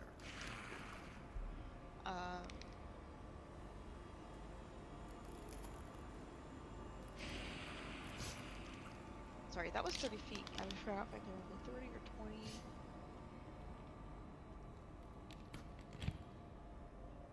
It's not the end of the world. Whatever.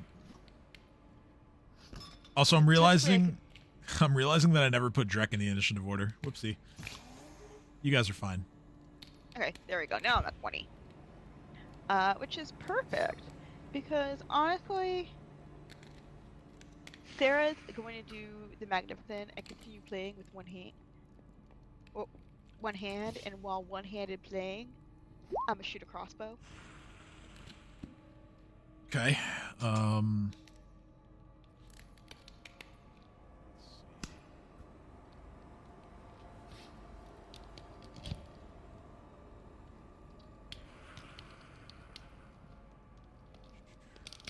22 is a miss, unfortunately.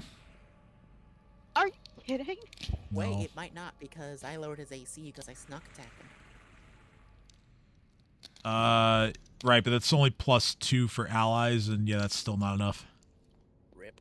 I tried. I try. So I shoot a crossbow. Like, haha! He just ducks. Like, really? Yeah, kind of just like he's holding this like really large like buckler shield, like kind of a little bit behind him, and yeah, the bolt just kind of bounces off of that. Yeah, I was like, well, I've tried nothing and I'm out of ideas. My favorite Oh, state of yeah. being. That's all I can do. So I pass a turn. Okay, Alexander, your turn. Alright, time to win. Time to win. Yeah, probably. Because like we're at maximum velocity because now we're super flanking with the reef. Alright, just because I don't really think Piranha Strike is needed, let's just attack him normally. So Angry Kukri. Whack.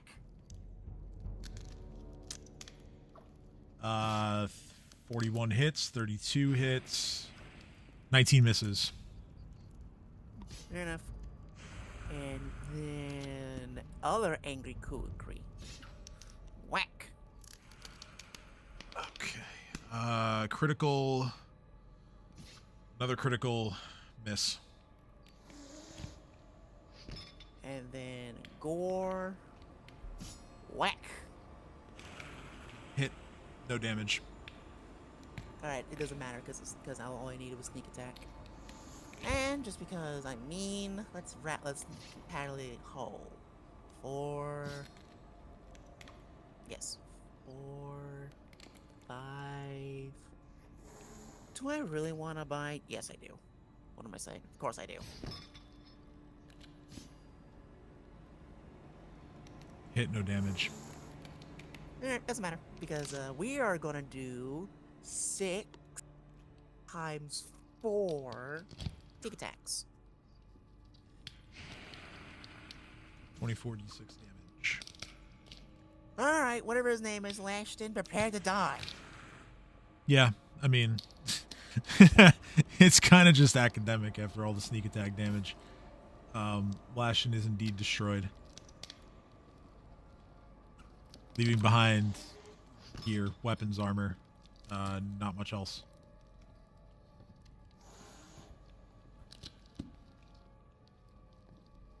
The creatures that were up top, the ones that poured the oil, they step back out of sight. And within this room that you now find yourself in, there doesn't appear to be a way to easily get up to where they are. But you can see that there are rows of arrow slits in the walls of the hallway. There are murder holes that you can look into from where you are that are above you. The far end is blocked by another portcullis, with a gate beyond, kind of the opposite configuration as last time. And then lining the length of the hallway are dozens of scattered bones, a few intact skeletons that appear to have belonged to orcs,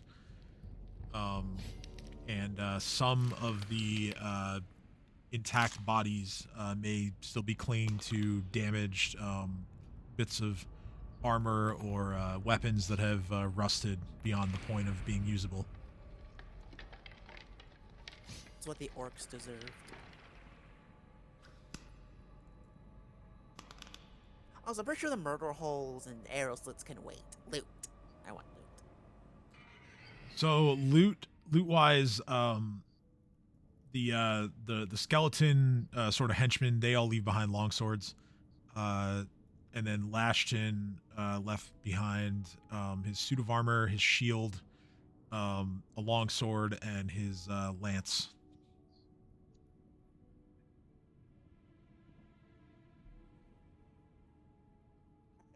We need if I want to know if the stuff is magical.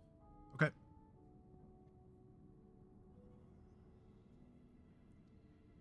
Whoever wants to handle that can do so.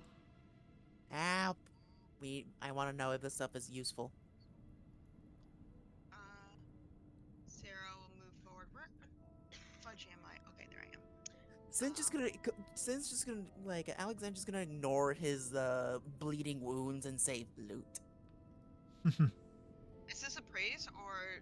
This is like detect magic first, and then spellcraft. Detect magic, please. Thank you. It's identifying loot. Detect magic. Okay, so none of the skeleton longswords, including the one that Lashton has, come up as magic. But Lashton's lance, as well as his suit of armor and his buckler, do. You have the following items: as well as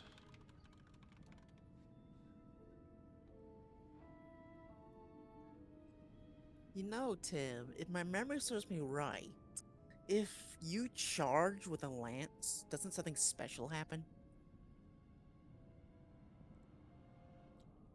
you might be right. Let me check on that. Because I could have swore there was like a thing for that. Because I was looking up a lot of builds back in the day, and mounted combat was used solely by lances because charging thingamabobber. Yeah, there are two special things with lances. Besides the fact that it's a reach weapon, if you're mounted with it, you can wield the lance one-handed, and two, if you are on a mount that is charging, it deals double damage. Only if it's on a mount. Yeah, you have to be mounted, and the mount has to be charging. Alright, well that's not as useful as I thought, because I was hoping that you would just need to charge, and so Reef could like it could be like restarting attack, and then he just drops it whenever it's no longer of use to him. True. But sad. It's a nice thought, yeah. Alright, now that all the loot has been gathered, I'm gonna bust out my Healy wands. Okay.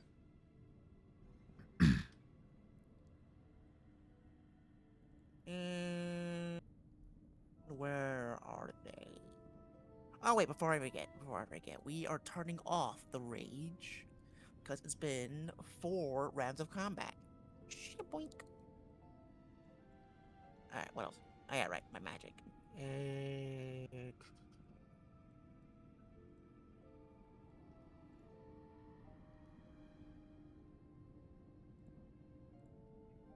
Okay, I might be paranoid, but I could have swore I had another wand. Where did it go?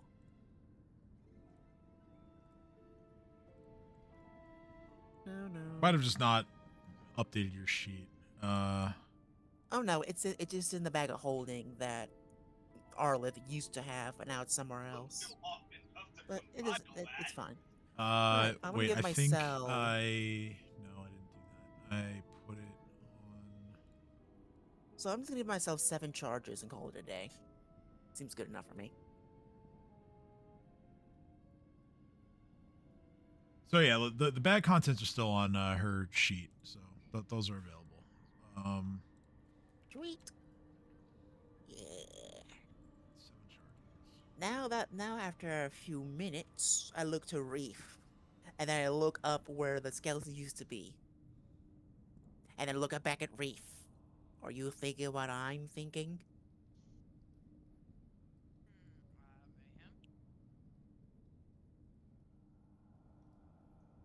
Man, right? Right? We fly in, Reef. We go after him. Yes, ma'am. And I take off. You take off, but as I said, there is no. At least in. Well, hold on. Okay, so you're heading directly into a close portcullis. Well, that doesn't Wrong mean way, I can't Reef. ask. Oh, I'm just looking to see if there's any like settings or. We can't catch him. I could have swore that because like they poured through the oil. I thought there would be like an opening where we can just like fly up there and go after him. Okay, yeah, no. So to be clear, the That's too small. the That's troughs, too small. yeah, the troughs were located, on essentially on the second level.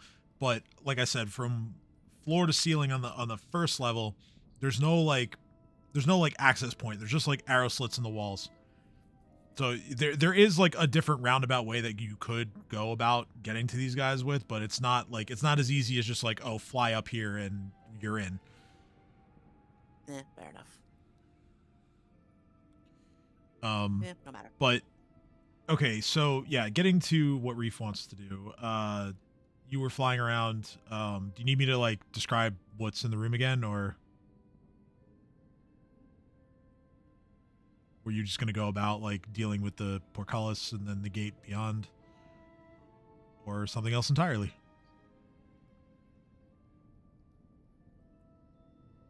Well, whatever everyone else wants to do. If they want to go flying after the person, I guess we can try, but I don't think we're gonna catch them. Unless you guys think we will. Maybe we can perceive that. Yeah, I would say that that's covered by like a kind of a cursory glance of the room, like noting that there doesn't appear to be any like doors to get up there. There's no like ledge to land on that gives you access. Yeah. Yeah. So So I'm just why I'm gonna say, hey, why'd they only open one door?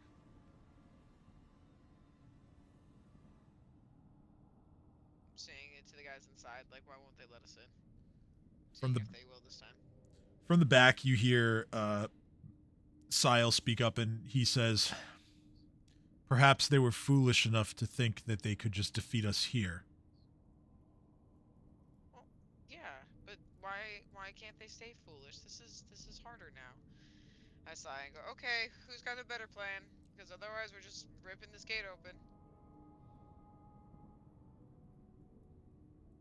What Leori, is the second path? Rip the gate. Rip the gate. Leori's like, it may not be violent towards a person, but I'll help you destroy the gate. Rip the gate. Rip the... Obviously my bardic performance ended, by the way. Yes. Oh wait, no. Before No, it well, does... it ends when Oh, you wait, when you wait. choose for it to end, but yes. Oh wait, hold on. That's why I was like, wait. So my bardic performance doesn't end yet. Because I do a reviving finale. No, you don't. Your bardic Why don't I performance do just because of spell failure, and you're Oh yeah, I said why don't I? And then I saw a spell failure. I was like, oh, that's why. So I tried to do a reviving finale, and I hit a sour note, and it doesn't happen. yeah. It ends on your performance ends on a bit of a discordant note, and the healing does not manifest, but it's okay. You're still workshopping the ending. You know, Sarah, we really gotta get you armor that doesn't mess with your magic. You know that? I was like, that would be nice.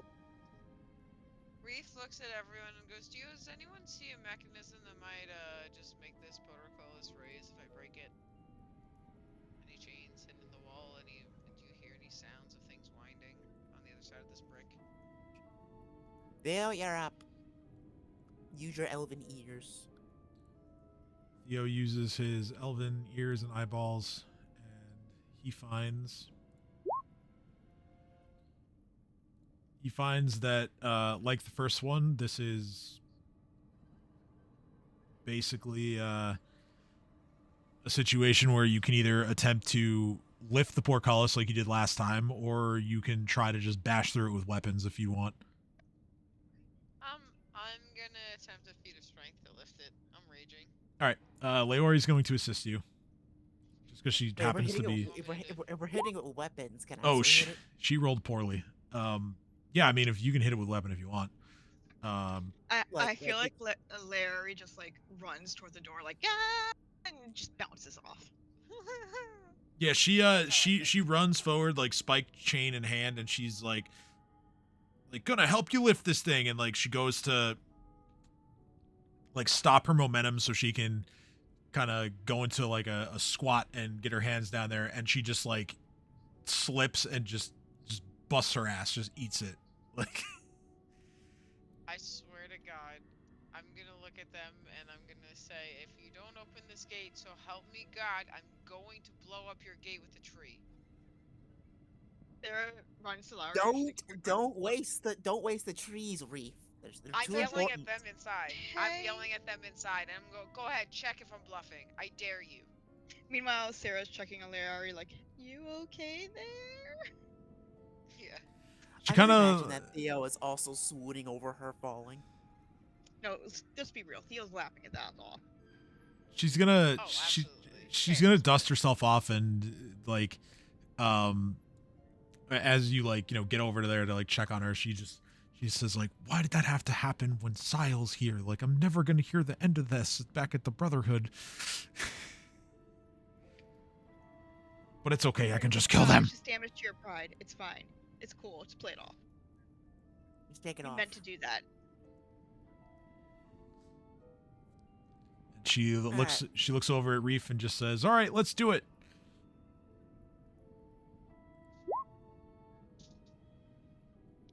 So, Reef is confused right now. Yeah, before you even get a Oh, response, she's just down there like just like struggling, trying to lift this thing up. Yeah, I'm looking at her, looking down, like, what? This isn't the Arcona Palace, right?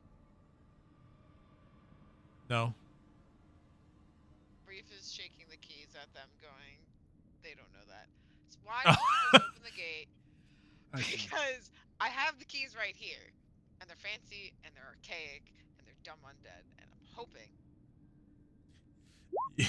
You're hoping that the undead are so dumb that your keys from a different palace will work. Surely none of these skeletons was a locksmith in life. Problem is, they might have been a locksmith at the wrong castle. We don't know that. The problem is that this castle has existed for hundreds, if not thousands of years. So. Yeah, the undead that have been resurrected and recruited here does not mean that their corpse was a locksmith that worked at this castle at any time. They could have worked at Arcona's castle, and they've been smithing the locks that they knew.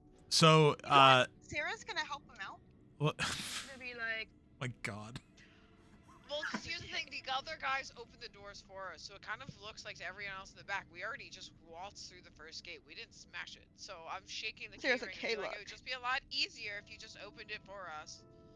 Or do I have to just do it myself? Either way, I'm killing you. I mean, we're already here. We already got through everything. Just let us in. Just let us in. Who's gonna know? Who's gonna know? You have advantage by opening the door and getting at us, or I open the door and surprise the shit out of you. Or we could not attack anybody, and you could just let us in. And all right, we so walk past you, and you're good, and we're good, and everyone's good. That's wishful thinking, but I pat you on the top of the head. Currently, my mental image is this. We have. Let me move Drek into position here. So we have Alexander, who is brandishing his weapons and ready to just start stabbing this iron portcullis because, you know, he can, and he thinks that he's confident. He's confident enough that he thinks he can, like, stab a portcullis to death. You have Leori, who's currently in a squatting position, struggling with all her might by herself to lift this thing and not doing well. We have Reef, who is trying to, like, take keys from another palace, stick them in the lock, and be like, "Come on, bro, just open." No. And No, I'm bluffing the undead on the other side of the gate because the other ones before opened them for him, and bluffing them into thinking I have keys that can open this portcullis, and having them raise it for us like the other set did because the other set thought I'd be an easy kill. Okay, for the record, Making it seemed like I took it off of Lashton. okay. Does that make sense? It makes sense, except that currently you aren't sure that there even are any undead that are immediately on the other side of this gate, but hey, there could be. And yeah, that's what I'm yelling it. That's why yeah. I'm screaming it at them. That's shaking the yeah. keys, like, from standing over Lashton's And body. Sarah's Okay. just helping along. She's like, yeah. Yes. Yeah. So continuing You guys to have a chance to have an opportunity to attack us with surprise because I have no idea where you fuckers are, but I'm coming in either way. So either you open the gate for me and you get a shot at me first, or I'm coming in and coming for your fucking heads. And okay. Sarah's like, or you let us in. We walk past you. You walk past us. We just do an understanding nod toward each other, and you know, we all live to see another day. So to continue painting the mental image here, you got that going on. Then Drek is confused. He is like he's like, "Your Majesty, though, are you sure those keys will work?" And then from way behind, Sarah just grabs Drek from and way like holds his mouth. Wait, from way behind, Theo is like exaggerating, like just like really hamming it up and gesturing towards Leori, like, "Will somebody help her open the door?"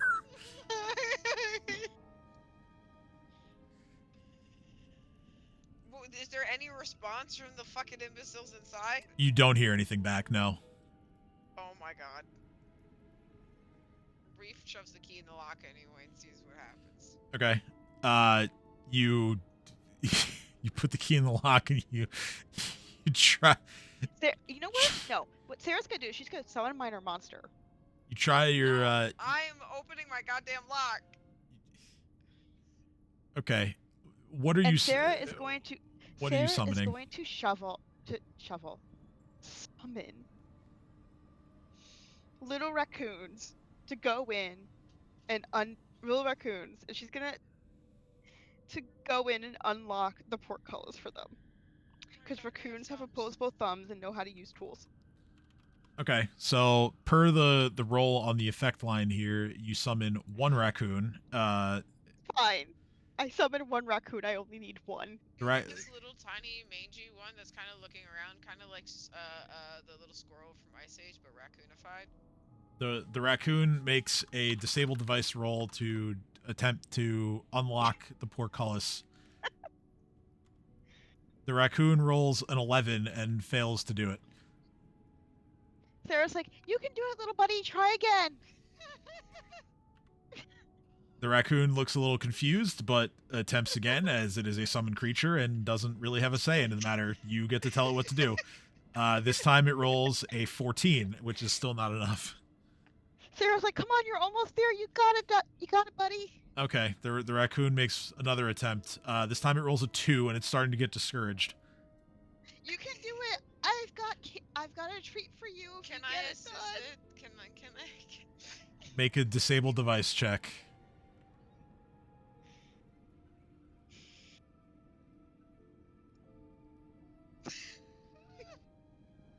Right. You're doing worse than the raccoon. The raccoon this time rolls an 18, which is still not good enough. I certainly would not blame Alexander if he were to start just wailing on the portcullis at this point.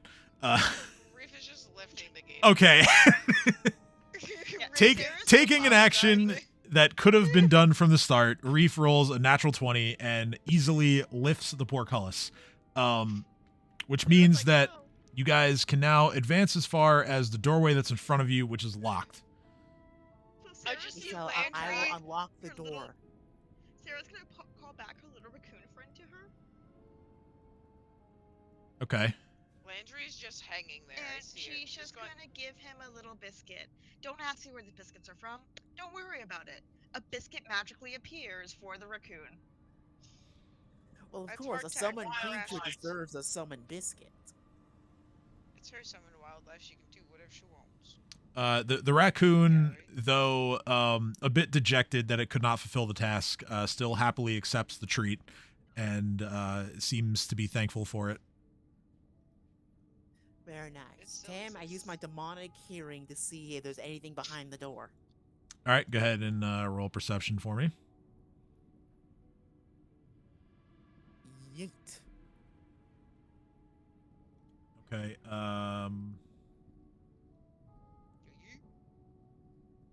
Give me one moment.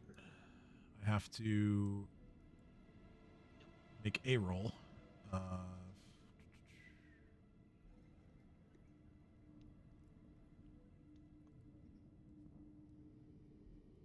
is your... Okay. I'll be right back. Interesting. All right. You don't hear anything on the other side.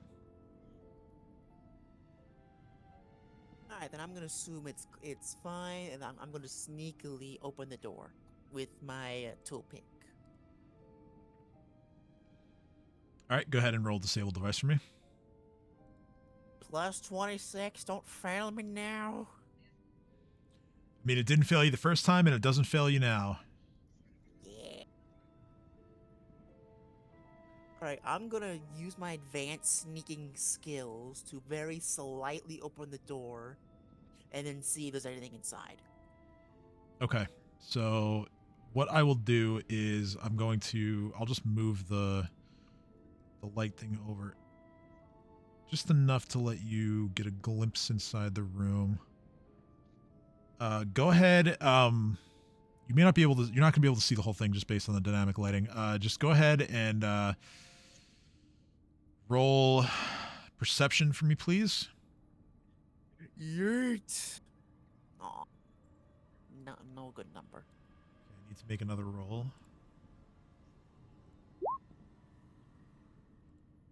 You don't notice anything in particular, or nothing out of place. I will give you I'll give you about as much of a description as I can, just from the door only being open part way. But even still, from what you can see, the scene within the large chamber to the north of you is stomach turning, to say the least. You can see that there are bodies lying everywhere in this room. Some human, some orc. And judging by the sprawled and frankly mutilated nature of the corpses, you can determine confidently that they fought hard and they fought brutally before eventually succumbing to their wounds. Many of the corpses are riddled with various arrows and crossbow bolts. A few appear to have, man, they write flavor text like this. You know, it warms my heart. Oh, good, you got perfect. I'll restart the description of the room just because you were away. So, but I came to two words that go together, make me very happy, and you'll know when you hear them. So, Alexander has, just to catch you up, has very slightly opened the door and, is attempting to stealthily kind of look into the next room. He sees bodies everywhere, dead, of course, orcs and humans that were engaged in just brutal combat before eventually perishing. Many of the corpses have arrows and crossbow bolts in them, and a few appear to have died while locked in mortal combat with Oh my god! It literally says it. I'm not even making that up. They said it. They said it. They did that on purpose. Also, Paizo, screw you for spelling combat with a C. Come on, you should know better. You should know. I know it's not your game here, but come on. Come on. Do it right. It's okay. It's spelled with a K in my notes. It's okay. It's only a lawsuit. You can handle it. Don't worry about it. It's spelled with a K. It's spelled with a K in my notes. We're good. Correct. That's Parents' law. And a few of these corpses still hold weapons that are embedded in various parts of each other's anatomy. The room does reek of death, of course, but strangely, the bloodstains that you can make out that are on the walls and the floor seem incredibly ancient. Incredibly ancient. With that in mind, Alexander, do you then shut the door or the gate, or do you continue looking, or otherwise leave it open? All right, Tim, it's big brain time. All right, I'm here for big brain We're time. all gonna die. So, Tim, is there any of the dead bodies that are within 15 feet? You can assume that there are, yeah. All right, I'm gonna take my 15-foot silver pole, and with the maximum, with like let's use 10 feet of it. I'm gonna like tap, like right beside the dead body, and then I hurry up and get the pole back. Okay. And see if anything responds. Do you make any effort to be quiet?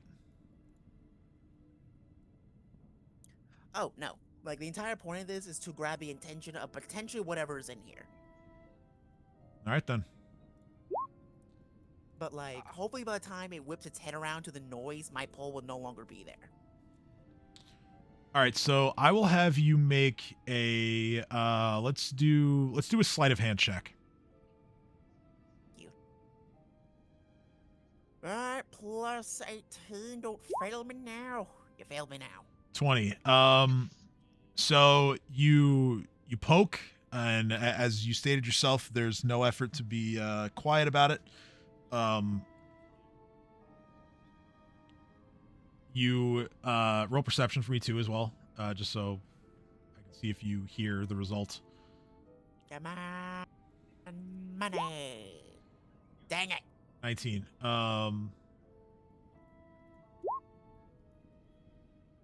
Okay. I will say that you, as you are retracting the pole,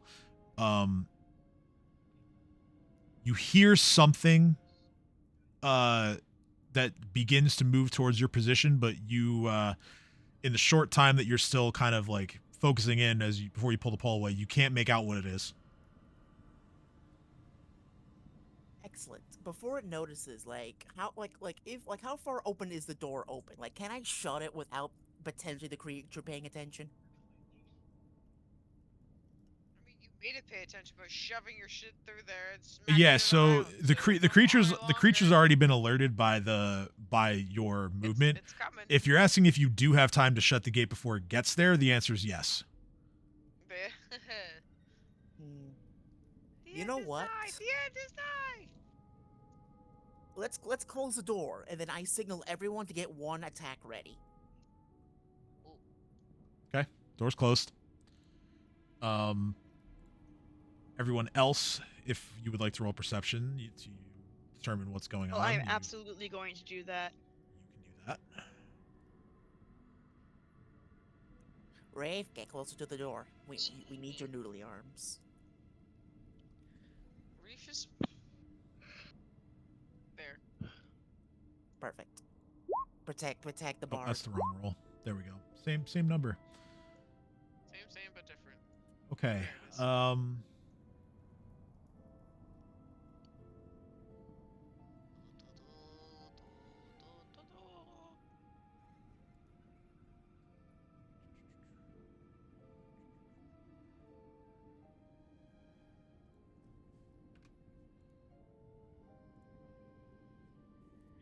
Okay, so Sarah, you hear something large approaching.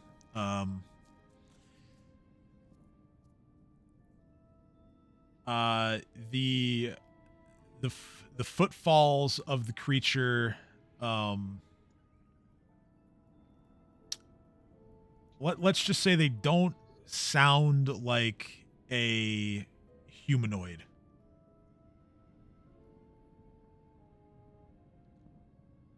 It Do they doesn't sound like hooves? it doesn't sound like, you know, 1 foot after the other, you know, kind of walking or even running. Like it doesn't sound like your standard like humanoid like movement cadence.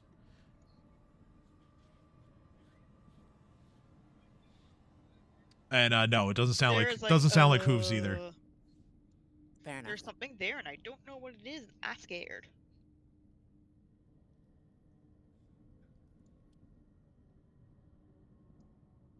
Just wait for it. If it opens the door, we kill it. If it doesn't, it's fine. Well, either way, we still have to go forward, so I don't understand why we're waiting here. Now we're just gonna make the thing come to us, and now we're gonna. Oh god. Yes, because it has to waste a turn to open the door.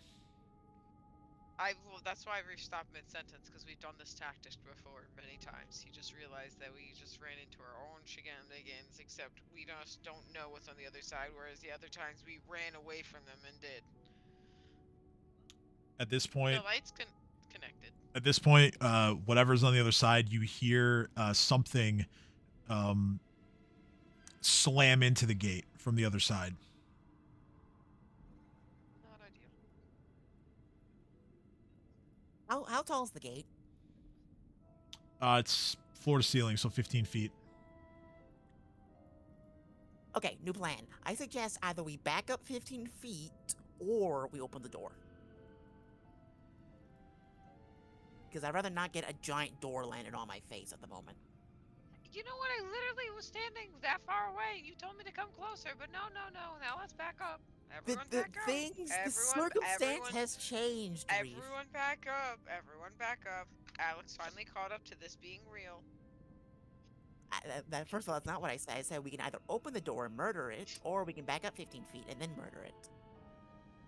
That's why. Sarah, by the way, is silently, or as quietly as she can, cracking up. Well, yeah, because I'm having a good time doing this to you. I'm not gonna lie. Which is it, Reef? Yeah, like- Make your decision.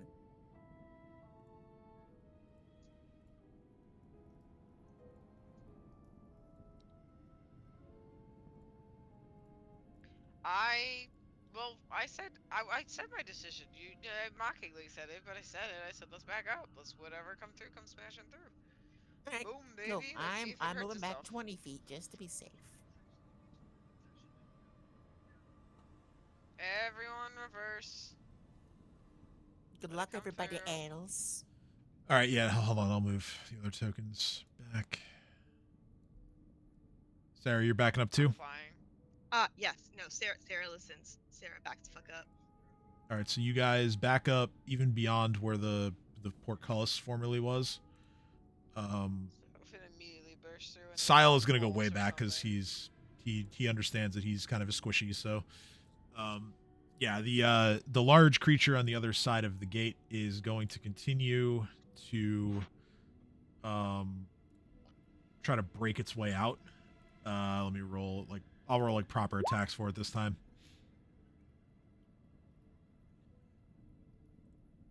Let's see. You hear this thing just slamming into the gate several times. Let's see. Where's the gate is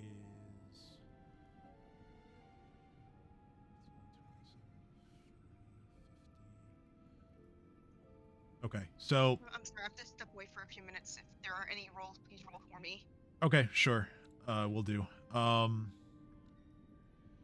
So yeah, you hear something just trying to bash its way through the gate. There are 4 loud bangs. On the last one, it seems like some very real damage has been done to the gate.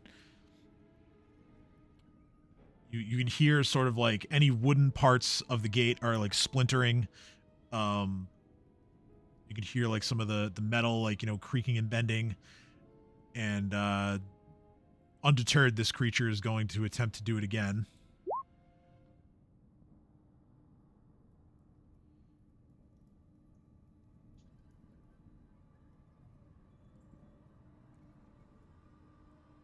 Okay. So this time there's a short pause, and then it's going to, like I said, it's going to attempt again. Um, first two, uh, first two sounds again, just a couple more loud bangs, more splintering, and then the third one, the gate comes down, and this creature is now through, and you can now see what it is, and I will reveal it to you momentarily.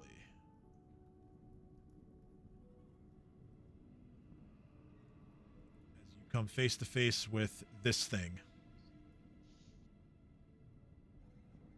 Oh my god, I hate it. That's so much worse than what I thought it was.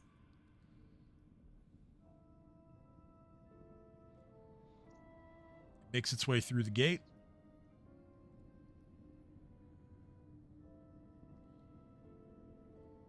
I'm gonna have you all roll initiative.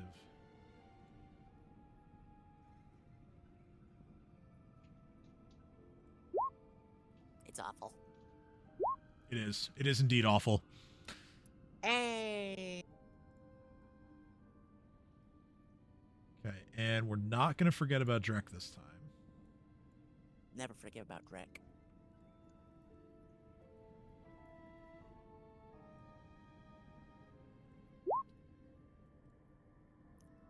Drek refuses to be forgotten as he goes first.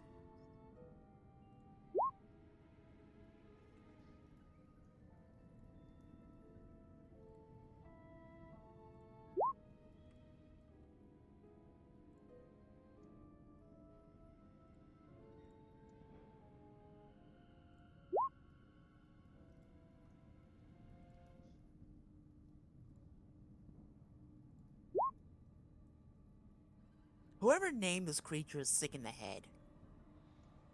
Corpse orgy. Oh, you never heard of this before? Not all. Oh man, yeah, it's a definitely a crowd favorite in certain undead or outsider type games. I find I've seen them come up in a couple different materials that I've read.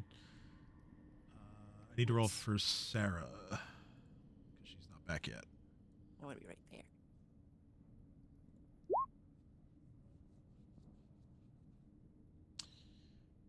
Okay, that is everyone except for Reef. I need. Come on, Reef. Initiative. Okay. Roll for initiative. I did. Oh wow, this You did, but Drek I rolled almost the stopped highest. myself. Drek rolled the highest, but all of you rolled higher than the corpse orgy, so that's good. It's excellent. In this moment before I'm beginning Drek's turn, I would say that if you guys would like, if you want any information on it, you would have a moment as it's breaking through the door. If anyone wants to roll knowledge or can roll knowledge. What kind of knowledge? Well, you might think it's knowledge religion because of how this creature looks, but it's actually knowledge planes. I know nothing about aircraft, so I can't roll. Sarah, it's your time to shine. Oh, wait, she's not here. I can roll for it, it's fine. Sweet. Darn it, Sarah. Well, hold on. She can take 10 with Lore Master. So, I mean, that's still lower than Drek. So, Drek, once again, the goat. but I don't even think that's high enough to succeed on the check. Yeah, the DC is 10 plus the monster's CR. Yep, 19's not high enough, so Drek doesn't learn anything. That's fine. All we need to know is that it needs to die. And die it shall, I'm sure. So, Drek is going to start us off.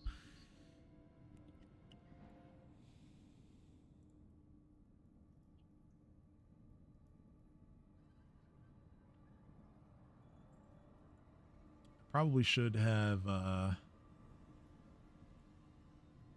prep spells for him. Might help.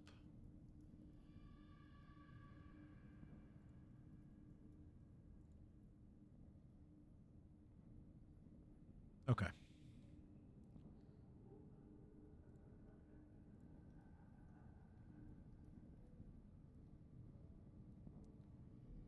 Drek is going to...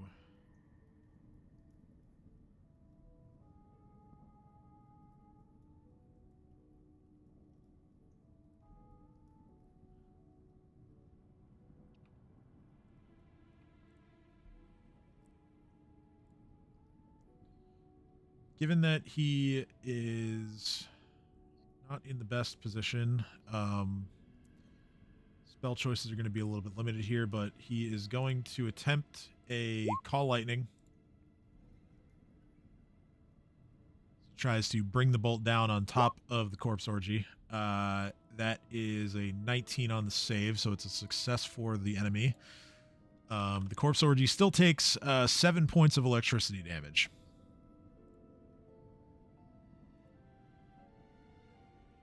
Wait, I'm sorry. Did he actually... Did that bundle of body parts actually manage to dodge the lightning?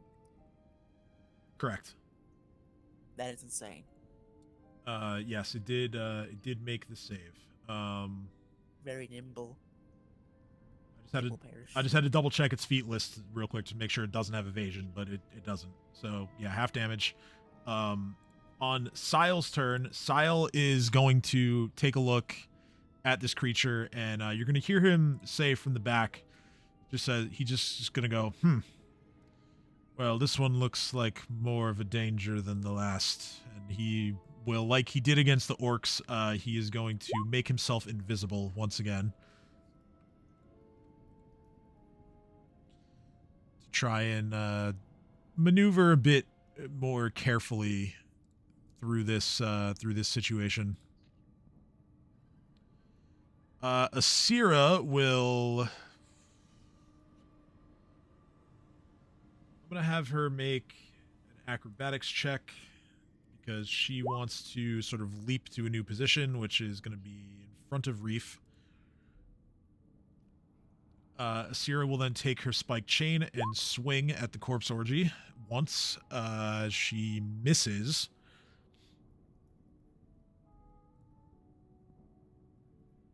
Sarah's turn.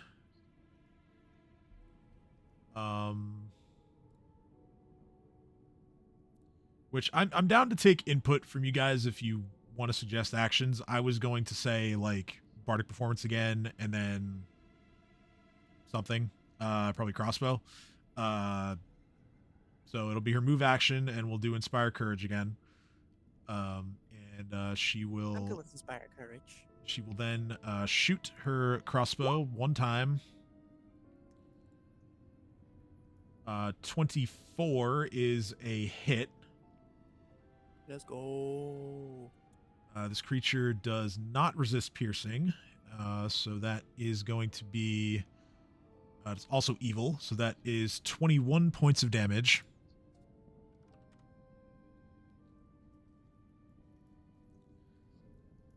That's what I like to say. Theo.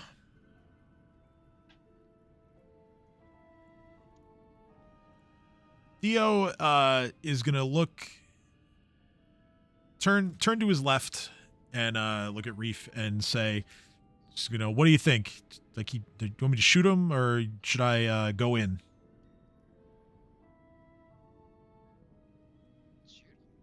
Shoot him. Absolutely shoot him. Do not touch that. That is an amalgamation of horror that I don't think any of us should be touching if they can help it. Shoot. Shoot. Shoot. At the words shoot, shoot, shoot, you see him quickly produce 3 arrows that he will immediately knock on his longbow and try to fire at the orgy. All of the arrows just bounce off of the corpse orgy. No damage dealt. Also, while I'm looking at the rolls, Reeve actually rolled a 16, but his second roll was the 9. So Reeve actually should be higher. Yeah, it was. Oh, did that happen? Oh, I see. Okay. So, all right, let's roll back the clock a little bit. So, we'll say, Reef, take your turn now, and you'll be in your correct position of just before Sarah going forward. Okay. So I'm gonna look this thing up and down, and I'm going to a ranged attack. I'm gonna literally punch this thing in the fucking face with a molten ball of metal.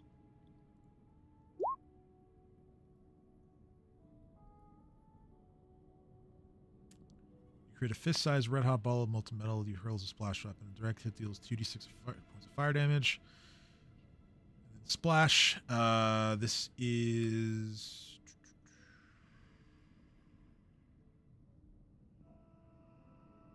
Okay, 25. I don't even have to. I know it doesn't say it. I don't have to ask if it's a touch attack or not. That hits. You deal 9 points of fire damage.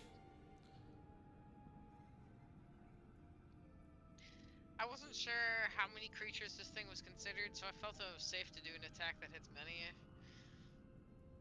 In case it's a horde, good job, good work. Yeah. Okay, Yeah, so let's see. Matter, but... You deal 9 points of damage, and then it's going to be an additional 1d6 points of damage for each of the next 3 rounds. Hi, I'm back. The fuck is that? Hello. It's an orgy. It's quite literally called the corpse orgy. I can see that. You, for your turn, you did inspire courage, and you shot it with your crossbow, and you hit. Yay! Let's go. I think, if I'm not mistaken, you actually have the biggest single hit damage-wise so far. Awesome. But yes, so Reef has just thrown a molten orb and hit it. And so yeah, 9 points of fire damage, and again, 1d6 for each of the next 3 rounds. So now that the initiative issue has been corrected, it is Leori's turn. Leori is going to, much in the same vein that Sile did, she is going to look at everyone's like, finally a real fight.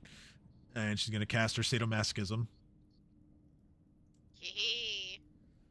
And then she's going to, Reef, you're just behind her. You watch as like she is gripping that spike chain like really tight. She is gonna like just she wants to kill this thing immediately.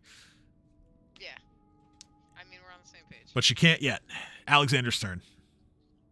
All right, here's the thing, guys. I understand the concept of not touching this thing. However, I'm a very simple man.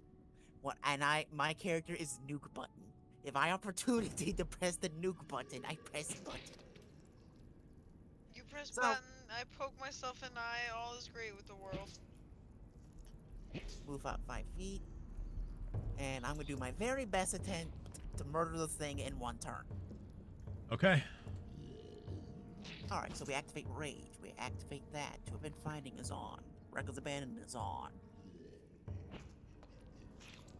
Let's not use Barrage Strike yet. We don't need it yet.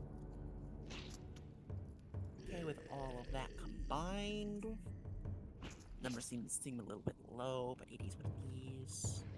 Alright. Angry Kukri.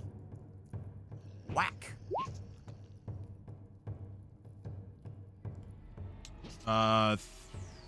Hit, critical. Beautiful. And we are lowering this thing's AC because why not? And then we turn off Barrage Strike.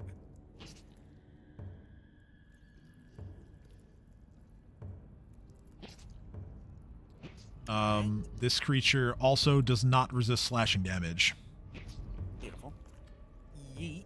So that's 49 points plus. Oh, not one. What a cruel world.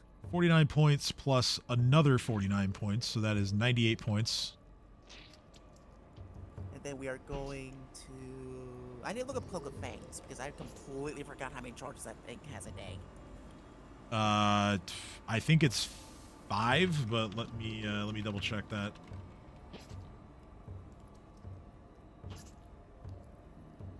Yes, 5 it's times. 5 times per day. Alright, sweet. And yes, I have used it already once. So let's go ahead and gore. We turn Piranha Strike off. Okay.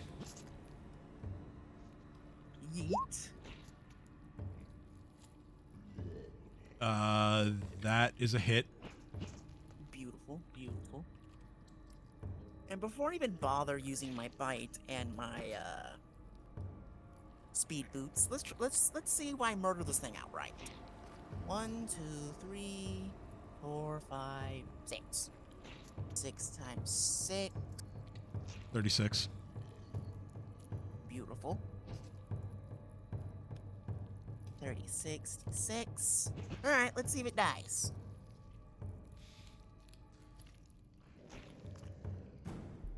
Alright, Tim, is it dead? Yes, it is.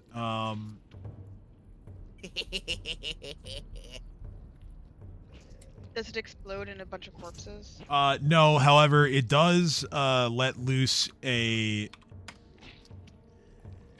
very pained, extremely loud shriek that is going to force a fortitude save from everybody Fair enough. as it is dying. Okay.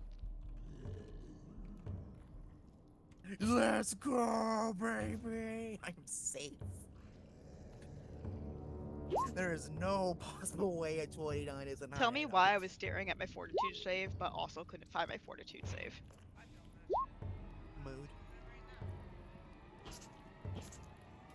For the toad! Let's go, Reef. And we're gonna roll that Drek autosaves, right? Yeah, pretty much. Jack rolled the natural 20.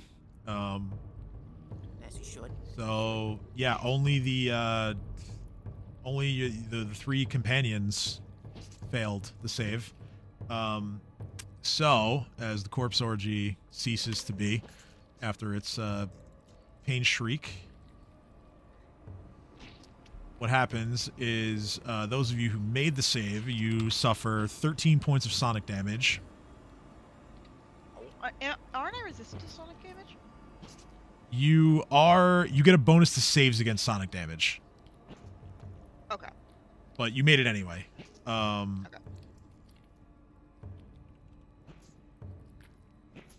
13 points to all of the PCs and Drek. The others failed, and they take 27 points of sonic damage.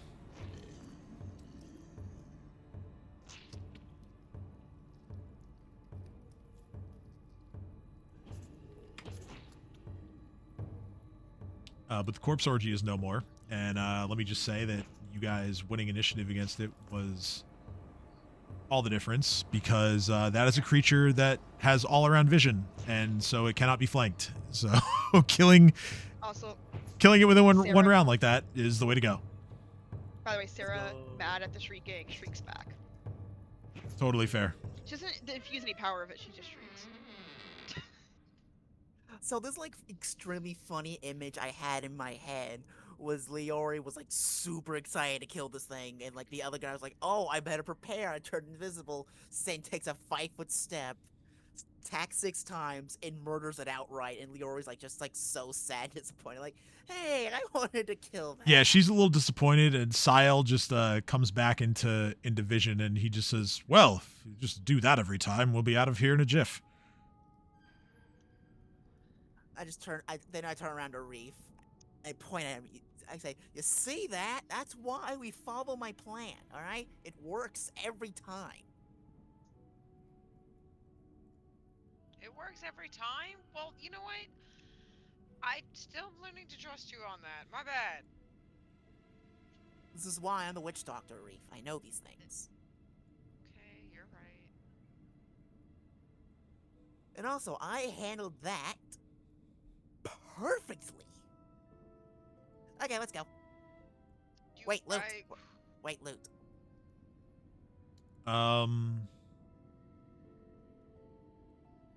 Any loot on this thing? No, nothing of value. Drak. Hey, Drak. Drek comes like scurrying up to the front. Do you know what I'm thinking? He looks like he's going deep in thought for a moment, and then he just looks at you and just goes, "No." what I'm thinking, Drek, is that with you, me, and His Majesty, and with all those dead bodies over there, we can make the best effigy that would make the gods jealous. Yes? Oh, well, no. We are not trying to turn evil. We're not trying to become Karzug. What is happening here, buddy? I personally think scaring orcs is a very good thing. But that's not what we're doing in this castle right now. We don't even know if there's orcs here. Everything's dead. Well, there were orcs outside, so I think it's reasonable to assume that there's orcs There in the were territory. dead orcs. Well, they're dead now. Sarah's like, hey, Sin. Yeah. Wait, who's Sin? Shut up. Fine, Oh, Alexander. you're acting like Shut Sin up. right now. Well, pardon me for wanting to make sure that the orcs don't bother this territory again. Well, Uh-huh. Shut up. Your idea is dumb. Don't worry, Drek. We'll convince them later. Okay, cool. Shut up. Nah. All right, fellas, onwards. Wait, I have a plan. Sarah just does the little watching you signal as she walks past Sin. I am gonna do the same trick. I'm gonna just tap the ground next to one of the corpses and see if there's not another one.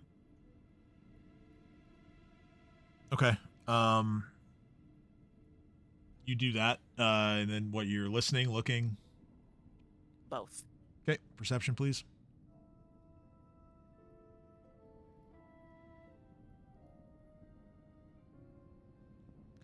As far as you can tell, that was the only danger in this room.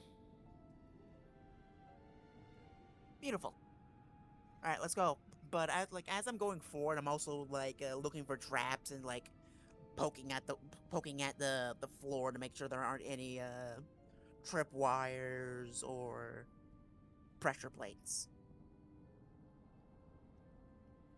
Okay. Yeah. So you go about, poking bodies and spots in the wall anytime. I mean, there's also more arrow slits along the walls with the spaces that I'm pinging. You kind of jam a kukri in there just to make sure everything's fine. You don't trigger or notice any traps. Beautiful. And then I'm gonna toss Theo my chalk. I'm gonna ask him to mark put an arrow where the exit is. Just in case we're in a hurry, we need to remember where the exit is. Theo goes and draws an arrow on the floor pointing to the south, out of the castle. Excellent. All right, fellas, onwards.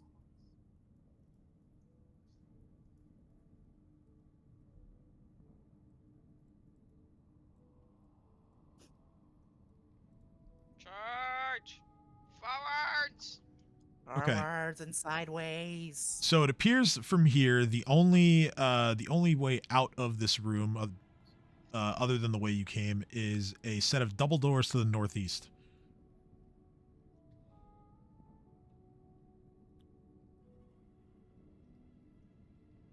I am gonna look for the secret tunnel.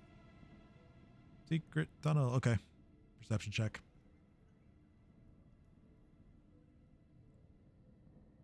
Darn it.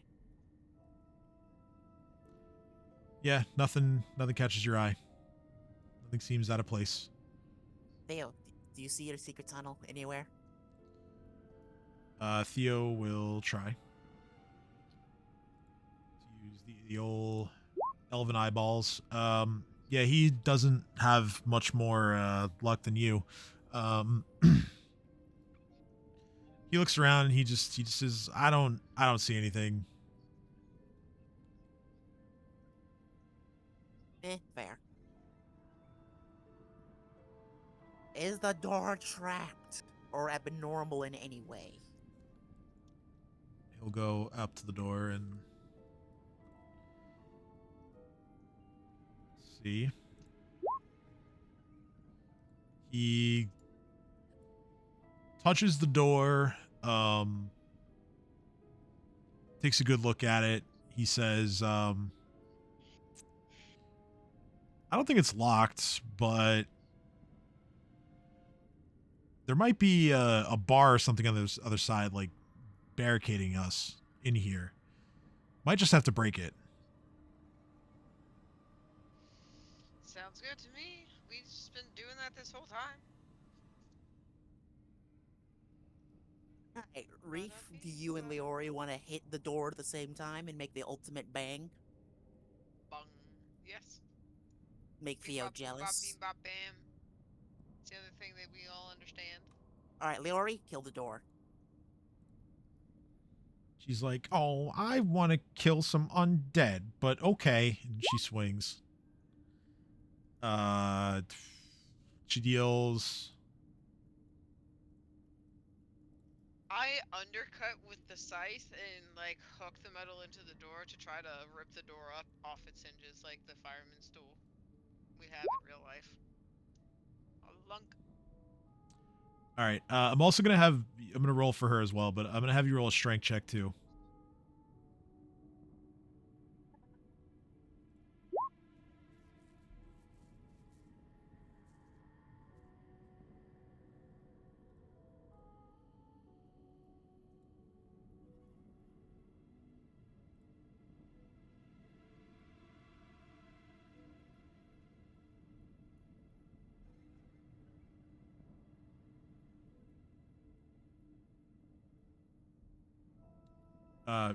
Sorry, Reef, strength roll, please. Oh, did it not go through? No, I don't. There it Oh, is. my bad, it didn't. Okay. So yeah, aiding another, it's like 20 for her total. Okay. So, Leori starts, Leori, realizing that just, whacking a door with a chain is probably not going to do much. She instead, carefully, given that there are spikes on the chain, she wraps the chain around her hand and just starts like punching the door.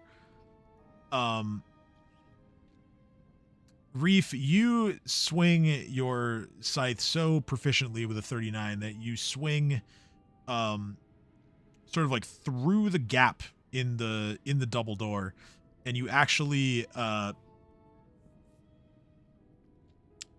with a slight bit of resistance to it, you bend and eventually cleave the iron crossbar that's in the door, breaking it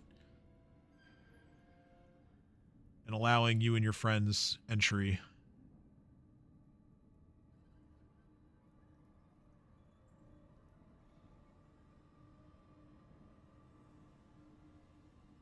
Alright, Tim, wait. Tim, I have a plan. Mm-hmm. I am gonna bust out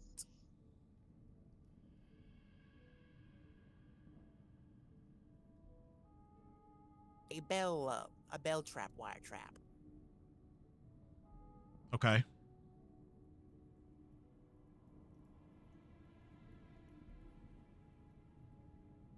How many are there?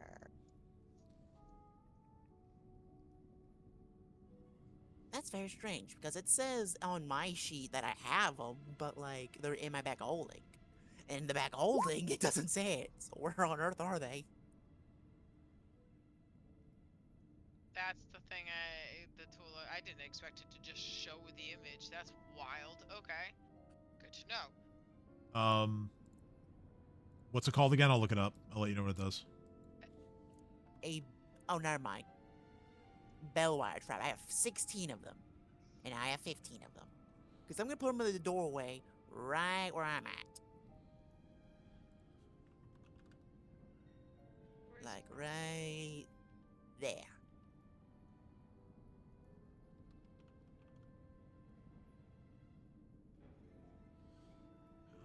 Let's see here.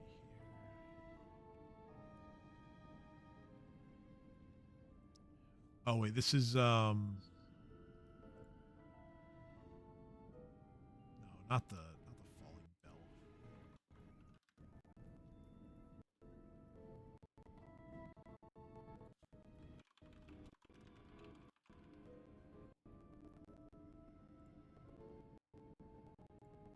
Here we go. Found it. All right. So Description for this item: this fine 10-foot long tripwire is attached to a loud bell and comes with pythons to fix the trap in place. The trap can be set across doorways, hallways, narrow passes, or between trees or rocks. Arming the trap properly takes 5 minutes. You can set it up in as little as 1 minute, but doing so reduces the DC to notice and disarm the trap by 5. Oh, well, it's 10 feet, then let's remove that and put it there. So in the doorway. Okay. Well, I'm constantly working on it, so I'm gonna imagine that by the time I'm done, everyone's gonna be on the other side. Okay. Well, okay. All right. While you're working on it, who's going into the room first, if anybody? Not it. I can't be it. I'm doing something. Send it. All right. So, Reef, you head in. Leori will go with you. Just for the purpose All right, of ensuring that you're not alone. I'm grabbing her and we're hovering off the ground. I don't all right. trust the ground here. So within this room, tattered bits of ruined tapestries line the walls of this hallway. There are wispy filaments of rotting cloth hanging limp and forgotten. Ancient bones from scattered skeletons also lie on the floor amid bits of broken weaponry and armor. Only one skeleton seems to remain whole, slumped against the northeastern corner, clad in dust-caked full-plate armor.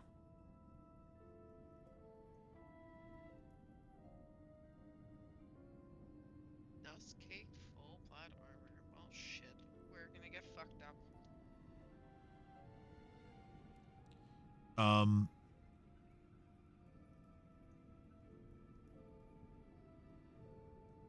The room is eerily silent.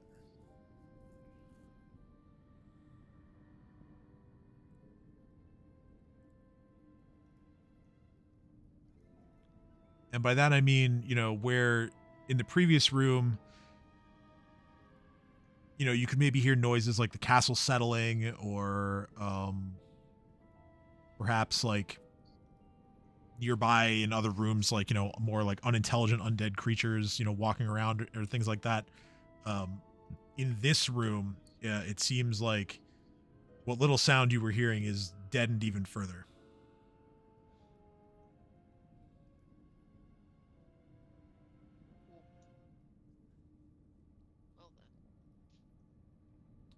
Well then. Leori's going to take a look around. Doesn't really see or hear much of anything.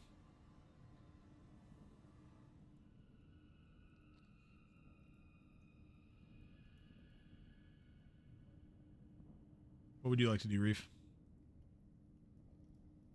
Reef's gonna just take a farther look ahead. Okay. Go ahead and roll perception, please. Oh, and I'm gonna listen by the door as well. Oh. 24.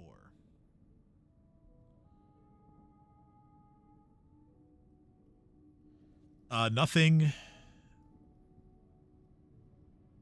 comes to your ears from the other side of the door. However, from within the room, the silence is suddenly broken as you suddenly hear a crescendo, and it sounds to you like a battle's going on. Can I peer through the keyhole? That's a hard sentence to say. No sooner do you look through the keyhole than you realize that the sounds of battle are actually emanating from inside the room,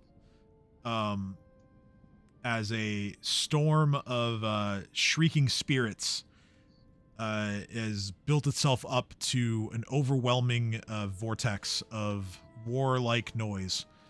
I'm going to need you to make a will save, please.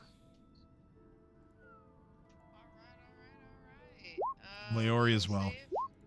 What kind of effect is this, my friend? What kind of effect is this? Nothing that your modifiers will help you with. However, 22 is a success. You have you absorb all the noise, but something deep in the back of your mind tells you that this isn't real. It's just a figment. It's a haunt. It's just, angry spirits that are trying to conjure up some trouble, and you steal your mind, and you don't suffer any ill effects. Okay, that's good. That's good. I'm here for it. Let's go. Let's go. A few seconds pass, and then again, suddenly, the intact skeleton that is slumped next to you. Kind of figured it's gonna hurt. Well, it's not the skeleton itself, but a smoky form rises from the skeleton. Okay.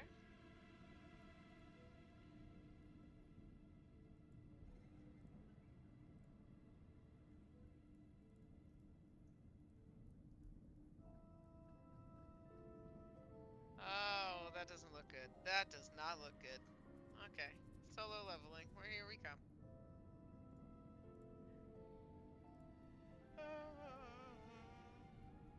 Mandrevius the Lost. Oh, they're named. That's not good. And not that you in character know that this is Mandravis, but that is a name that should ring a bell from the stories related to Scarwall that were told by Zalara and as well as the Sun Shaman over Yes. at Flameford.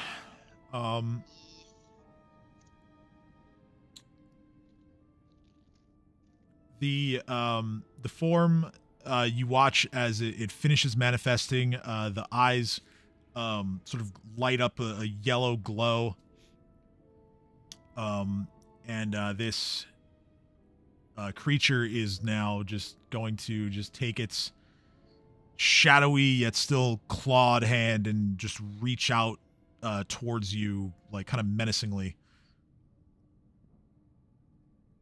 And so I'm gonna have you and Leori for now roll initiative with this guy. Bob and weave. Bob and weave. Don't let I think it it's a touch little late you. for that, buddy. No, it's not late for that. We do not want these hands. These hands are rated E for everyone, but I do not want them.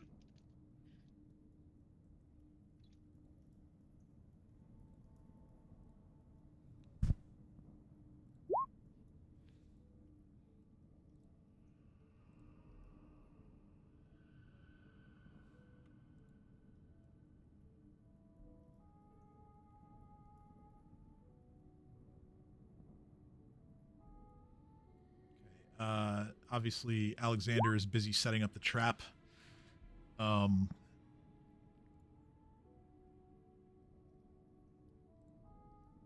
see if Theo can hear any of the commotion. Actually, can I hear any of the commotion? Do I know, or am I too far away? You wouldn't have heard what like Reef and Leori heard, like the sounds of battle and all that. You could roll perception to hear Reef kind of realize what's going on right next to him. I'm sure he's making some noise So I'm now gonna walk forward a about little that bit, thing. and I'm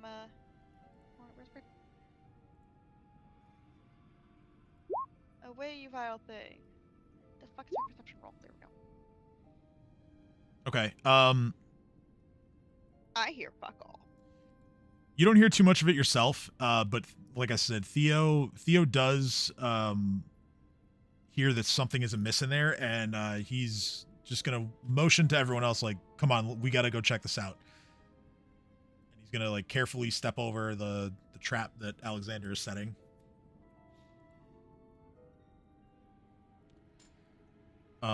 So yeah, that's gonna allow you and Drek to participate.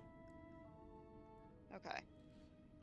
I will Sile as well and Nasir, but they're gonna hang back at least for the moment.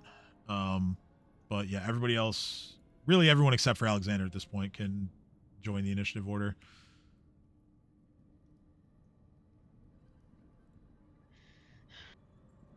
Do I want to do that? No. Do I have no choice? Also no. Or do I have a choice? Also no.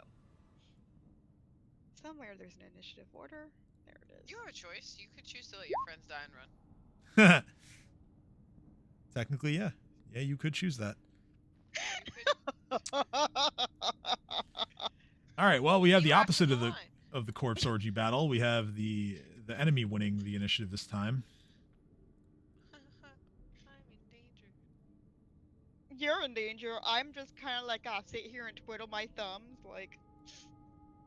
Well, we could get you out of that armor that fucks your day up.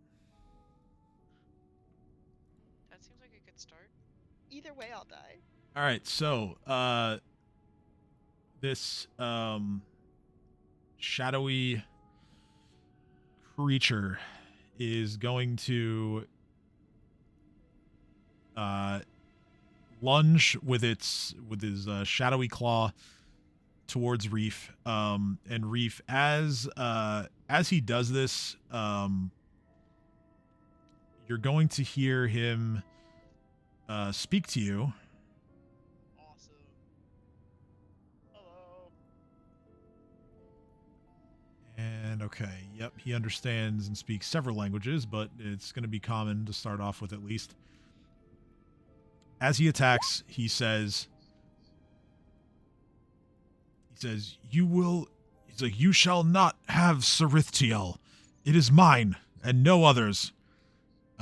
He touches you with his shadowy touch. He deals 4 points of negative energy damage. I also need you to make a fortitude saving throw, please.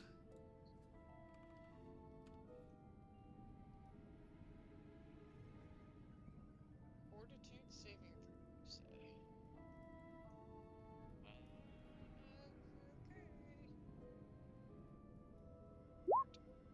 Okay. Oh. All right then. You're fine. Saving throw, you say? Oh my Yeah. goodness, I've been muted. Again. That's crazy. Oh, well, Why keep muting yourself? would you be abandoning the trap then in that case? I would preferably abandon the trap to help my friend. Okay, go ahead and roll initiative then. Thank you. I was so confused why nobody was saying Yeah, anything. no one was answering or acknowledging you, and you're like, Exactly. I Go! help. Oh my. All right, well, that works out. Well, it's a 10 because, drugs. And a Reef it's a 14 because, drugs. Okay, And I would like to make the request to move into the room, please. sure. Wait. Go right ahead. Bleep. All right, so Hey, let's Reef. see. Oh, what's that? That is something that can be identified with a knowledge check if you would like to. Leori, for her part, she will not make such an attempt because she is not a brainy person. Let's see. Does she still have turns left on this? Oh yeah, this is minutes per level. So yeah, she will reposition one of the tokens real quick just to allow her to do something. She is going to charge.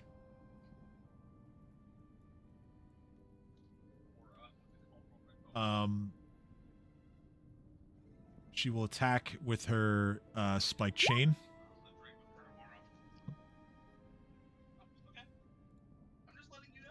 She's going to connect with her attack. She deals. Let's see. He's incorporeal, which means he takes half damage from magic weapons. And so he is going to take 5 points of piercing damage.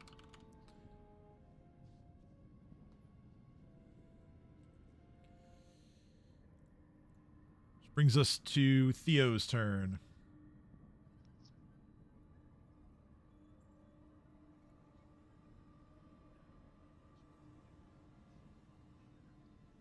Hey, Tim, I forget.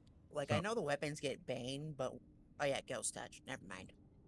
So yeah, I'm pretty sure armor gets that. armor, Gets your armor and only your armor, because you're the only one to pick this, gets ghost touch, which means that any touch attacks that come from incorporeal creatures target your regular AC rather than your touch AC. Sweet. The armor gonna hit me anyway, but sweet. Theo is gonna fire 3 times with his bow. Shooting into melee, he hits with the first shot and only the first shot, dealing 6 points of piercing damage.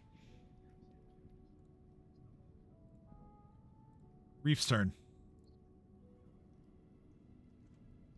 With your best shot.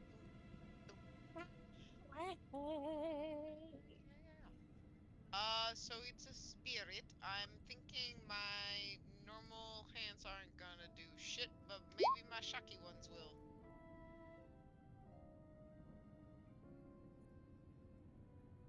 That was a really shitty roll. Well, I mean, the attack roll wasn't shitty. That hits. The damage was. It's got 2 now ones in it.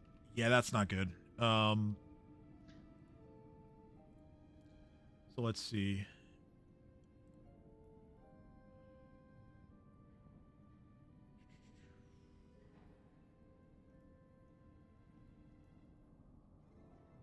Okay, so similarly to the weapon, also half damage. So 5 points of electricity damage on hit.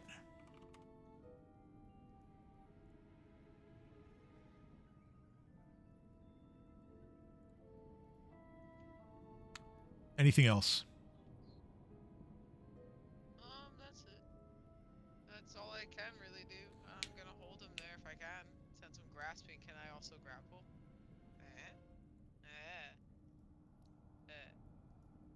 It's not something that gives you a free grapple, unfortunately. I was worth a shot to ask at least. Yeah, why not? Alright, then I'm good. That's it. Okay. Go ahead, Alexander. Is there any way in this position to flank with the others? No, I'm not gonna move. He's just dead set in the corner. So Dang it. My key strategy. He's got his back to a wall. How dare. Ow. Yeah, Oh well. Pure damage it is. Alright, let me see. Pure damage it is. So we charge. Get him.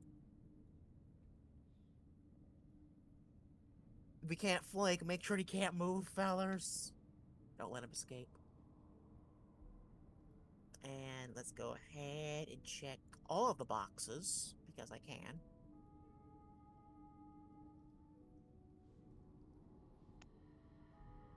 Don't need that one. No, we need to land. We need to land. We don't need Prone Strike at the moment. Do I rage? Nah, I don't need it. Alright. Yeet! Miss. Oh, no, I'm sorry. You charged. You hit. Oh, thank goodness. You deal 5 points of slashing damage. I hit on a 2, Tim. Let's go. You did it. Also, sneak attack, because I can. Right. Because you can on charge, yeah. Yeah, it's super useful. Yeah, it is. That is useful. Okay, Yeah. so that...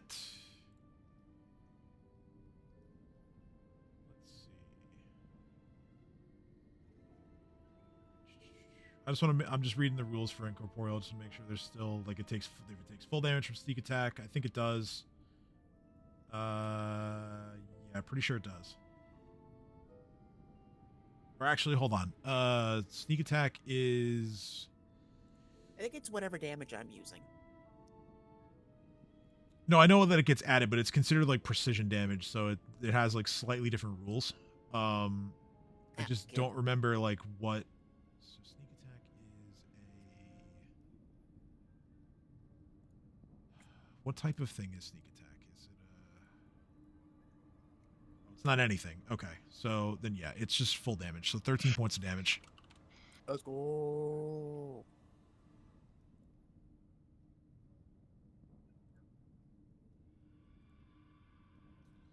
All right. With that, it is our tiny kobold friend's turn. Go, Drek, go. Drek, seeing the congestion and perhaps not wanting to risk a damaging spell, Drek will instead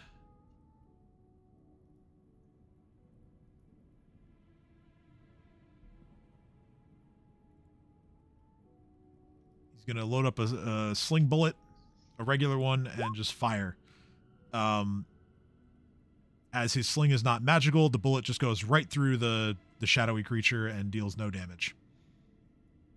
No, drag. He at the end of his turn, he decides he's gonna like just start casting something maybe to help himself out. But yeah, he's the gears are turning. We'll just say that. But yeah, Sarah's turn. Alright, well, I'm gonna... I want to try to find it. Hold on.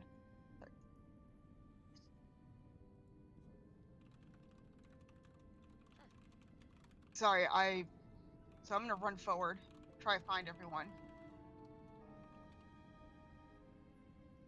I just see darkness. Correct. The castle is very dark. You are a human. You're gonna need a light source. Okay. Oh my god, we left. Sorry, I'm not gonna lie, I'm fading, like I'm about to pop out. Not like faint, just tired. Yeah, we're. I just put it in the chat. We're gonna end after this encounter. Okay. Yeah, no. Sarah tries to run forward, sees that she can't see anything. It's like fuck. Walks back. And Sarah, I see you. because she doesn't know what else to do, but she can hear Reef. Let me see if I can.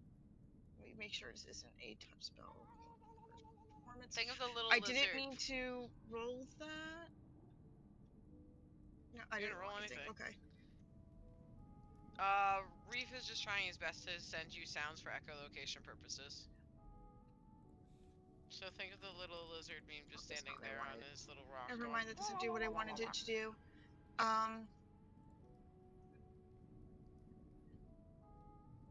If you hit the voice sound, you'll probably hit it, just saying. I'm like leaning in front of his face. Yeah, sorry, No, I was just trying to help. So Sarah's going to just... She's like, I can't do anything, I can't see anything, I'm sorry, and like, just... That's okay. I'm gonna pass my turn. Alright. That's not a hard thing to...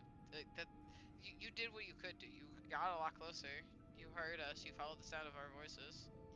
Yeah, I misread Gown Inspiration. I was trying to see if I could add something else I could use, but... Oh, you're good. Yeah, it's all good.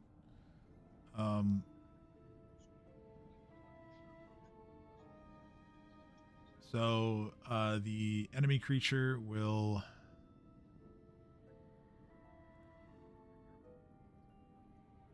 recognize that he's dealing with multiple targets.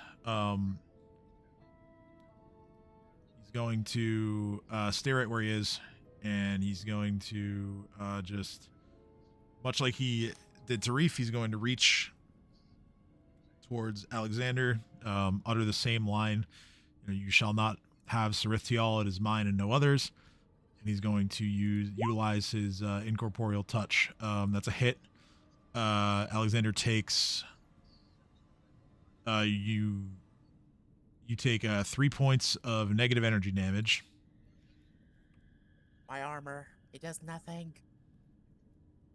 Nothing! Yeah, well, I mean, he rolled a 30. Yeah, it's about right. Ow. And I need a fort save, please. Alright.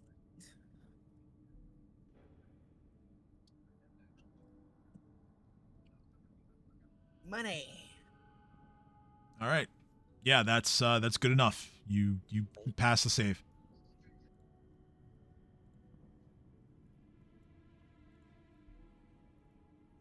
On Leori's turn. So I forget. What does negative levels do? So no, it's just negative energy. It's not like negative levels. Those are different things. So like negative energy is like a damage type, like, you know, fire, cold, all that. But it's like picture like good versus evil. Picture like an evil cleric doing channel energy. It's that type of damage. Like negative energy, you know, it heals undead. It's But hurts good things. yes. So did it do something special, or was it just normal damage? No, it's normal damage, but you don't resist it with your rage because it's like a typed, like, magical type of damage. Got it. If it weren't that, then yeah, you would have taken nothing. Okay, so Leori is you know, pissed off, of course. She's gonna take a 5-foot step because she realizes that she's too close to use her spike chain, and then she's going to swing her spike chain twice at the shadowy figure / guy.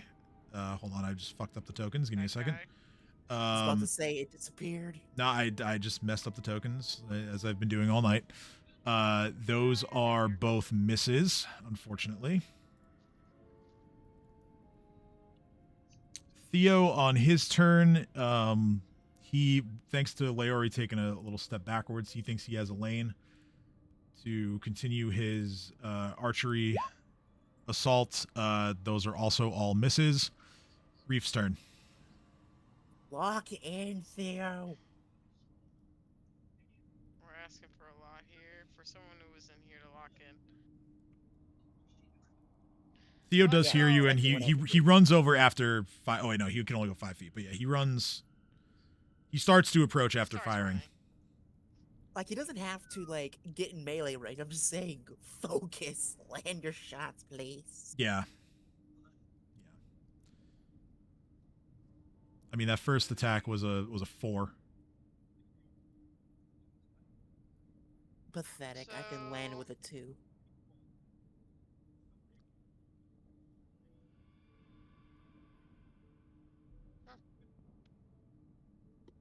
It's a creatures. Oh, I have the thing. I'm swinging my scythe. Always swing scythe. It's never failed. It hurt. It hurt a bit this time. The scythe's a bit back.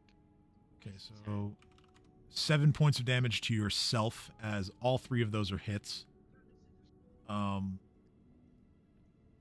You deal. Let's see. That is the bane damage doesn't get cut like the other damage does. So that is 18 and 20 and 19. That's 57 points of damage. Bonk.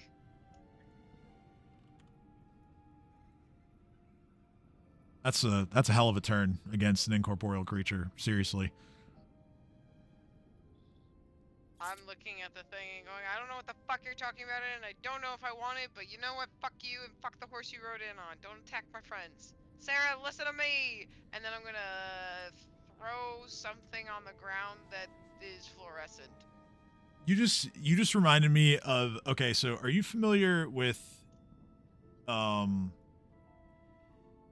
this is like the realm of like Among Us streamers that I used to watch. Are you familiar with a platypus? Yes. Vaguely. Alright, the platypus. Okay, so Platypus was playing in a lobby with this other guy, Dumdog, that I watch all the time, and Platypus killed Dumdog, and Dumdog as a ghost was following him around the map, just like yelling at him. And in the mods, like the killers can hear the ghosts like screaming at them. So Dumdog just flying around is like, "You killed me when I was doing my task. Yo, suck my ass!" And like he was just ending every sentence with "suck my ass," and it was just the funniest thing.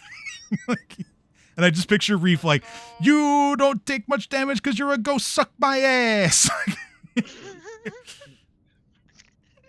You tried to touch me and take my life away, but you failed. Suck my ass. Get out of here. Get up on out of here. Go ahead, Alexander. Alright, I may not have sneak attack, but I have brute force. You do have brute force. I activate rage. Also, did Sarah activate any inspirations? Okay. Sarah didn't do anything. She can't see and is. You shall not have Serithtial. Oh, that was And no others. okay. I'm going to drop the Iron Stone I have and roll it at like Sarah's feet. Alright. Now That's not an action. now Just we drop an piranha item. strike. So wait. Records abandoned. Turn that on. Oh, it was already on. Well, that's not good. That's Sarah's gift and it's rolled to her foot. Alright, so extra wapow. Oh, so that thing is actually different from your iron stone. That's a completely separate item. Yeah, I know. That's why I meant to say Iron Torch. Right. Sorry. Okay. Okay. So yeah, what I'm gonna do then is, I know like we're close to ending and all, but I'm going to just plop a fake torch on top of Sarah's token. So she can see now. Next Also, time, Tim, Sarah can I realize I need to put it on the lighting layer. Tim, I forgot. I sneak attacked him earlier, so he gets minus AC. Yes, I recall. And then It doesn't change the results of really anything else that's happened since. But all right, so the first attack hits. fair enough. Yeet. So that's gonna deal 8 points on that one. We have that's a critical on the second one there. The third one misses. First one hits. So let's see. We have 8 and 8 more and 14. That's 30.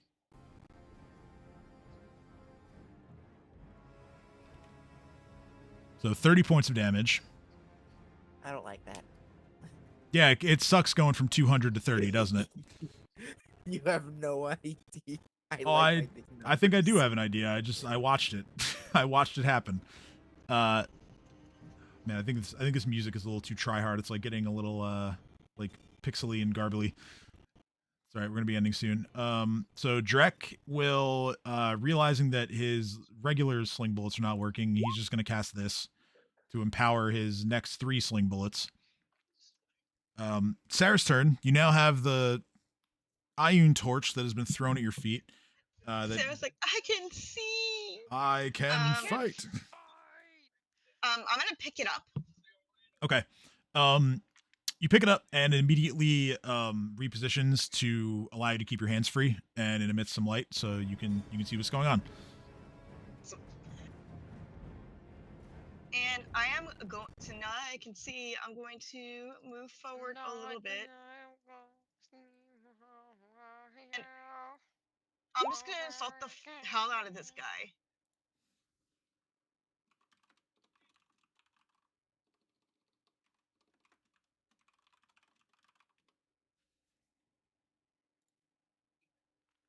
All right, biting words. 21 does not hit his touch. Sarah's like, hey! And he just It ignored doesn't me. hit. Does not hit his I'm touch. giving No. my sickest burns and he's ignoring me. I'm impressed. But the spell, of course, is still active, and you can use it on future turns. Just Yeah. this particular so one missed. Sarah's like, it's a successful spell. So she's like giving her sickest burns. He's just ignoring her, and she's like, pussy. Yeah, I am there. All right. Next is the baddie, bad guy. He is gonna reach and let's see. Reef did the most damage last round, so he's gonna reach towards Reef.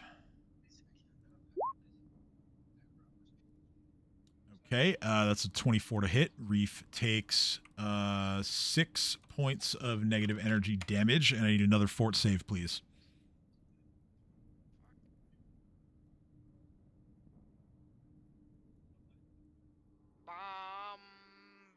I believe that Reef will win. Reef will win. Reef does indeed win that exchange. No ill effects beyond just taking 6 points of damage. Leori, swinging the spike chain. Swing and a miss, or swing and a hit. She hits with her Find second out one. how I rolled this twice because of the goes. sadomasochism. With incorporeal nonsense, that is 6. It's not the corner anymore. Aw. It's because this fucking roll 20 with these 10-foot scale maps all of a sudden. 6 I'm points. telling you, 6 points of damage. it's telling you to move him out of the corner. It is maybe. It's a good idea. Trust. Theo How? We can't continues beat to Reef shoot. for having move. Oh. Theo deals or hits with the first 2 shots, dealing. That is not a crit, and that's going to deal a total of 11 points of damage. Reef's turn.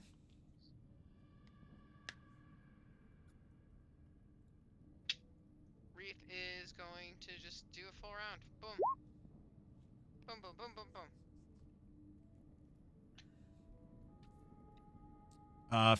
First attack hits.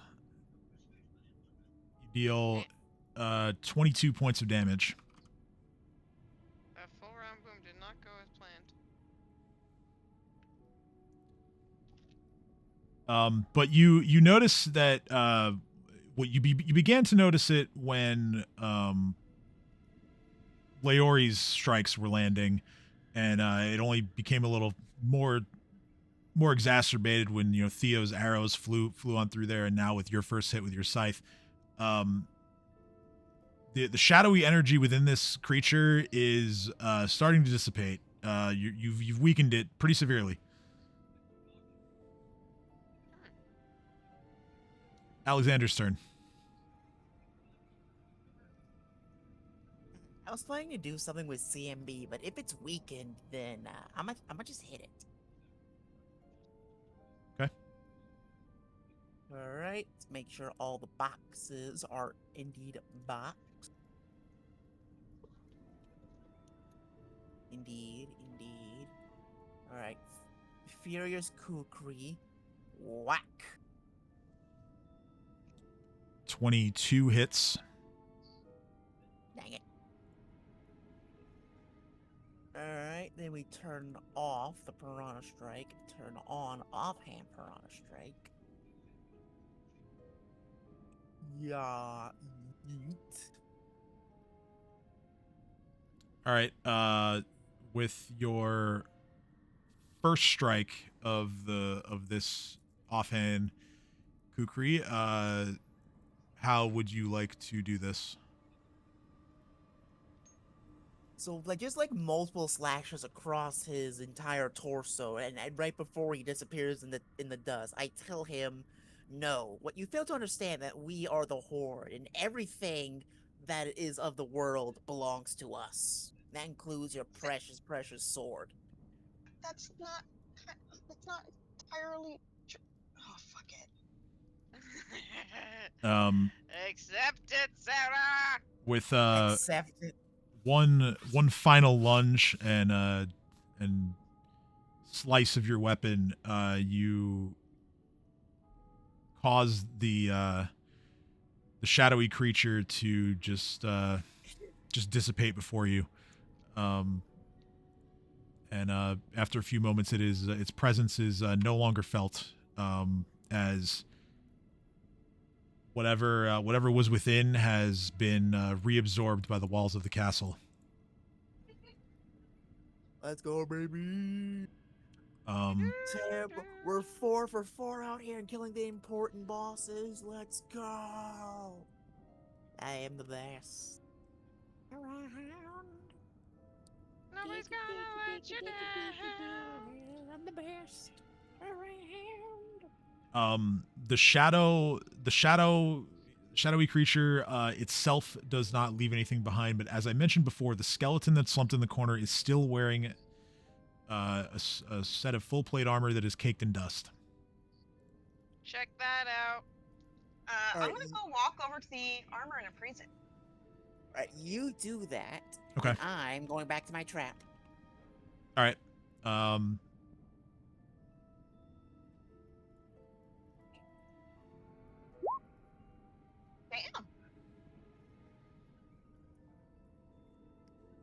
This is actually a very valuable suit of armor. If you'd like to find out why, you know, the usual detect magic and such. Okay. Detect magic.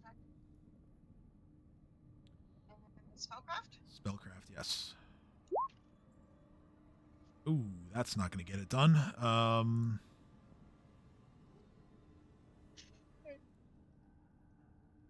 So Sarah's gonna call Reef over and be like, Reef, grab this and put it in the Hoard. It's really expensive. I don't know why. Reef is just gonna grab it and try to check it out too, and goes, "Well, fuck." I'm assisting Drek. Okay. But I saw Drek grab it first. I looked at him and went, "You know what? You go, little buddy. Maybe you have a better idea than I do." And I try to help him. I'm trying to coax him into being more confident. Go, Drex, go.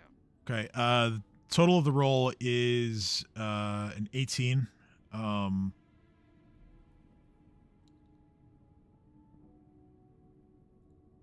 Drek kind of blows off the dust and reveals that this is actually a set of celestial armor. Well, shit. That's convenient. Take that. We take that. Drek, you are a mad lad, and I am grateful for your existence, sir. Do you realize what you just discovered? Do you, my friend? So I'm gonna immediately pick that up. Is that good for us? I'm pasting the description as we speak. No, I was being a little facetious. It's very clear that's gonna be good for us. So there it is in the Roll20 chat.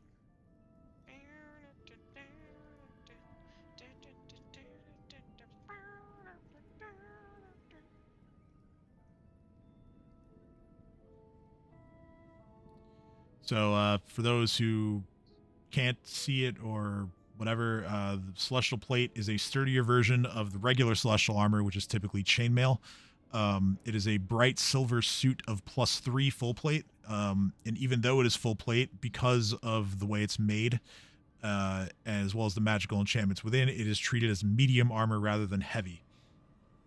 It has a maximum dex bonus of +6, an armor check penalty of -3, and a spell failure chance of 20%. In addition, once per day, the armor will allow you to cast Fly on yourself. I want it. Oh wait, I don't want it. I don't need it. Who else? I can fly. That is. Well, yeah, the fly thing is unbelievably tempting. of no use to you, yeah. But yeah, I mean, a full plate set that counts as medium is kind of wild. We're sending it. We are sending it. I'm doing whatever I need to bring that with us. I mean, yeah, it's only 25 pounds. One of us has to use it. Just the question is, who can use it? Okay, I need to remember something. What does this do?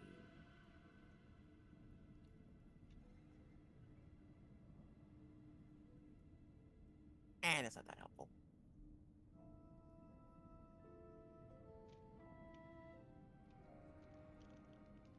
We can talk more in detail about it in a little bit, but I Yeah. would like to make a mid appeal for the armor. I figure that's something we can hash out in the group chat Out of because character, yeah, we're yes. past 4 hours now, and I know some of you guys are tired or otherwise have to get going. So we'll call it here. And yeah, we can discuss the armor as well as, let me see what other loot got found this session. Oh, Lashton's loot, if anybody wants any of that. But yeah, all right. So you guys have made your entrance into Scarwall. You've dealt Huzzah! with some of the denizens, some of the scary, haunty things as well. But you're all still alive so far, so that's good. Yeah, so we'll be back. Note to viewers, we are gonna be back next week rather than 2 weeks. That's the plan. As 2 weeks from now, I think was no good for at least one or two of us, and we've kind of just been off a lot of weeks recently, so we're trying to make up time. So yeah, join us next Sunday, 5 p.m. Eastern. We'll be back again. Until then, we'll see you next time. Hope you have a good night.